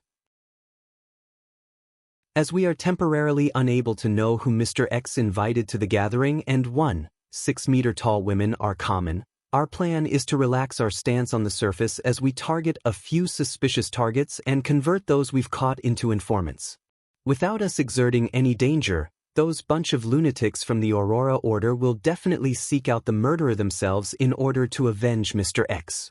They'll likely do a carpet search, and this way, not only will we find the assassin, but we can also discover more clues to the Aurora Order," the thin middle-aged man explained in detail. Randall nodded in thought and said, "Roy, when taking action, remember to apply for a Grade 1 sealed artifact. The situation is clear that the Aurora Order has at least a saint in Backland. And the assassin's strength is greater than the typical Sequence 5 Beyonder, and they similarly have a demigod backing them." "Yes, Your Eminence." Roy Wellesley struck the left side of his chest with his right fist. "Dwayne, you often exceed my expectations. It hasn't taken you long to finish studying the revelation of Evernight's Book of Wisdom." Inside St. Samuel Cathedral, Bishop Electra closed the Bible in his hands and smiled at the pious tycoon with gray sideburns and deep blue eyes. Klein laughed and replied, "This is expected of a believer. Next up is the study of the letters of the saints?" "Yes. Which saint do you wish to begin with?" Electra asked. Klein looked to his sides and chuckled. "Let's do St. Samuel then." Electra wasn't surprised at that as he seriously introduced, St. Samuel was a Backland archbishop during the fourth epoch of the Trunsoist Empire. He contributed greatly to the spreading of the goddess's faith and entered her divine kingdom before dying, becoming an angel. As he spoke, he flipped to the corresponding letters of the saints. At this moment, Klein's spiritual perception was triggered. He felt a deep sense of evil and diabolical will spread above him. Following that, a cold and quiet feeling extended from underground, leveling everything and restoring the cathedral to its former tranquility. Bishop Electra snapped out of his daze and said to Dwayne Dantes, who didn't seem to detect anything, "Sorry, I just recalled something."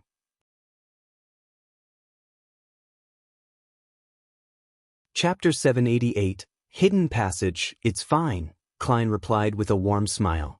Although he didn't seem to notice anything, thoughts were flying through his mind. He began considering what the anomaly that happened during that instant meant. Previously, the keepers would head upstairs along the nearby staircase. It can be preliminary determined that they live there, coinciding with the area where the anomaly happened. The keepers aren't in the best of conditions, so the chances of them losing control are greater than ordinary Beyonders, causing them to suddenly release a sense of an evil and diabolical will? And this was suppressed and quelled by the core seal deep behind Cheney's gate? If that's the case, there are two possibilities. 1. The core seal behind Cheney's gate can sense all the anomalies in St. Samuel Cathedral and then react instinctively. 2. During the keeper's watch over the years, they are constantly corroded by the core seal's powers. In a certain sense, they are a part of it, or they bear the weight of the corresponding traits. Once any abnormalities happen, their bodies will immediately intervene. If it's the former, that means that when I knock a keeper unconscious and replace him, it will easily be detected by the core seal behind Cheney's gate. It will produce an anomaly like before, causing my plan to fail right at the beginning. If it's the latter, I'll definitely be repelled when entering Cheney's gate, even when disguised as a keeper. I need to figure out the problem before coming up with a direct countermeasure. It's really difficult to steal sealed artifacts from the various churches. It's no wonder almost no one is willing to do so. As Klein's thoughts wandered, he superficially paid attention to Bishop Electra's explanation of St. Samuel's experiences and letters that he left behind. When it was almost time, he politely bade him farewell. After returning to 160 Buckland Street, he saw his butler approach just as he handed his hat and cane to Richardson. "Sir, do you plan on holding a ball or banquet next weekend and invite the neighbors?" Walter wasn't using a suggestive tone, but a tone of inquiry. However, Klein knew very well that since his butler had raised the matter, it meant that it was almost time. He nodded gently and said, "Saturday night then. The ball. I'll have to trouble you and Tanaja to make the preparations. Is there enough money?" When saying the last statement, Klein looked to his housekeeper. Tanaja sternly nodded and said, "There's enough. The various alcoholic beverages in your wine cellar is enough to handle several banquets." When moving into 160 Buckland Street, Klein had handed her £1,000 in cash for the household expenses. From the looks of it, even with the need to replenish fine wine, tea leaves, and coffee beans, it wasn't something that could be spent in a month. The gold pound is rather strong after all. Klein nodded and smiled. "Let's not use wine that's too expensive for our first ball. It's common to be reserved in loan." "Yes, sir." Although Walter was very aware of how to run a ball, he still paid serious attention to his employer's instructions. He paused and said, "There are only two things you need to do. First, it's to settle the guest list with our help, thinking up some small talk for each guest, matching the person's corresponding status and experience. Second, it's to order a suit for the ball." How troublesome. When greeting Hazel, can I say that the sewers here are cleaner than the squares in the southern continent? As Klein sighed and lampooned, he nodded slightly. "No problem." Deep into the night, the crimson moon hung high in the sky. The smog which had significantly thinned made Backland have an additional sense of tranquility. In Dwayne Dantes' master bedroom, Klein set up a ritual to summon himself. He planned on entering the sewers tonight to confirm that Trissy had left. He then planned on heading for the fork she had described, to explore the so-called hidden passageway to see if he could discover anything. Klein didn't have extravagant hopes of gaining anything. He was only worried that the secret hidden in the sewers would pose a hidden risk that would one day explode. This could easily involve Dwayne Dantes, who lived nearby, spoiling his plans in stealing the Antigonus family's notebook. On this matter, I can't be an ostrich that buries its head in the sand and pretend not to know anything. I should discover the problem early and destroy what needs destroying or report what needs reporting before it completely erupts. That's the most effective solution. Of course, I also need to be sufficiently careful. I mustn't let my exploration end up lighting a fuse. Klein's spirit body tore out of the candlelight, and with Isaac's copper whistle augmenting him, he possessed the physical body of Dwayne Dantes, controlling him to walk to the boundary of the wall of spirituality and sit in the reclining chair. To the external world, it looked as though the tycoon had dozed off reading the papers. Summoning my soul to possess my own body feels different from returning to my body. There's an obvious barrier in between. Klein did a comparison of the experience and floated to his desk, cleaning up most of the items on the altar and leaving behind the candle that maintained his summoning to burn silently. After doing all of this, Klein wore creeping hunger, and with Isaac's copper whistle, death knell, and the senior gold coin in possession, he flew out of the master bedroom and left 160 Buckland Street, drilling into the sewers. Just as Klein found himself in the moist and dirty environment, he immediately released Wraith Senior and made his marionette open up a distance from him, turning into the hidden fork where Trissy was previously recuperating. This time, he saw that the clean region in the sewers was already stained with dirt containing signs of rats. From the looks of it, Trissy has really left. Klein, who was following far behind, heaved a sigh of relief. As a spirit body, he didn't need to breathe, nor did he need to walk on the ground.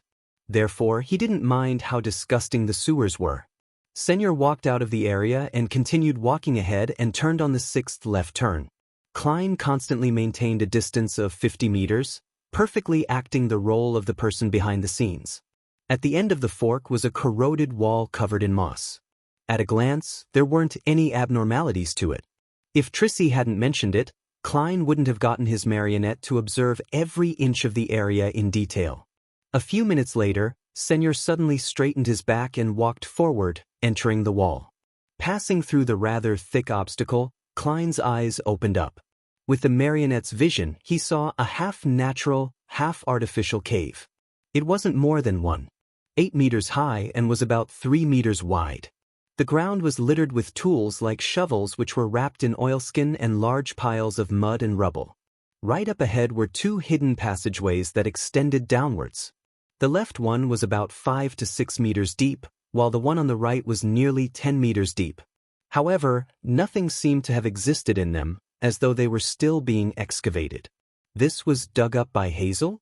In the day, she's an arrogant lady of high society, and at night, she's an excavator in the sewers? Furthermore, she's moving the dirt and rubble one pail at a time? She was loitering around to find the exact spot, and digging was the subsequent step? That wall must have been a secret door. Klein hid himself at the fork's entrance as he made Senor scrutinize the area. Following that, he made the wraith enter the left passage until he reached a completely sealed-off area. Senor's figure slowly turned faint as it turned incorporeal. In this state, he passed through the soil and explored deeper. But even when reaching the 100-meter limit, he didn't discover anything of use. All he saw were ordinary insects and worms. Klein made the marionette switch directions, swimming in the sea of soil without finding anything. Senor soon returned to the cave from before and entered the right passageway without being affected by any obstacles. There's still nothing. It's not without reason that Trissy determined that it will only work for a particular pathway or being in possession of a certain item. She must have probed the area with the invisible threads of a demoness of pleasure. Unfortunately, I've already lost Tinder. I wonder if the gray fog's aura on me would work. It seems to strongly attract beyonders from the Marauder pathway. Klein silently commented and, using his spirit body state, planned on personally visiting the 2 hidden passageways that Hazel had dug up. However, he curbed his desire because he was now a marionettist. Doing it personally in situations that didn't require it was in violation of the acting principles. It's fine even if I don't use the gray fog's aura. I'll just request to purchase a mystical item from the Marauder pathway during tomorrow afternoon's tarot gathering. It doesn't need to be too expensive. It can just correspond to sequence 8 or 9. That badge from Lenevis is only a signal receiver, not an item of this pathway. While not aware of the exact situation of what's hiding inside, rashly using my spirit body to explore it might result in me attracting a high-sequence monster. Being careful and cautious will forever be a condition for myself. Klein slowly heaved a sigh of relief and retrieved Wraith Senor. He wasn't worried that Hazel would continue coming in the near future. Any person with normal intelligence wouldn't continue coming unless they had the means to deal with the situation from before. Ignoring how Hazel hasn't had any contact with Beyonder circles, even if she has, getting an item from the Sun domain isn't simple. After all, Backlund is the territory of the Church of Storms. I do have something that I don't use often. Heh, can I find an opportunity to sell it to her and then let her use it to harm my marionette? Klein jeered at himself before shaking his head with a laugh. He ended the summoning and returned above the gray fog, vanishing from the sewers. On Monday morning, the bright sunlight tore through the thin clouds, shining onto every corner of Backlund. Emlyn White pulled down on his silk top hat. As he left the carriage and walked to the Harvest Church, he squinted his eyes and mumbled, "What terrible weather! Backlund's worst season is coming soon." He was just about to step onto the stairs when he saw a paperboy approach him, handing him a copy of the Tussock Times. "Sir, today's morning papers." Emlyn wanted to reject it when he discovered a small slip clasped in the middle of the boy's fingers. Emlyn maintained his countenance as he took out a penny and passed it to the boy, receiving the copy of the Tussock Times and the slip. Before entering the Harvest Church, he quickly spread it open and scanned it. "There are clues to the people you are looking for. Please come to the Bravehearts Bar." You're tuning in to the Passion Pages YouTube channel. We're so grateful for your support, and don't forget to subscribe to join us on this incredible journey through captivating stories. Your generosity through donations truly makes a world of difference, as it's the primary source of revenue that allows me to expand and enhance this channel for you. Thank you from the bottom of my heart for being a part of this adventure.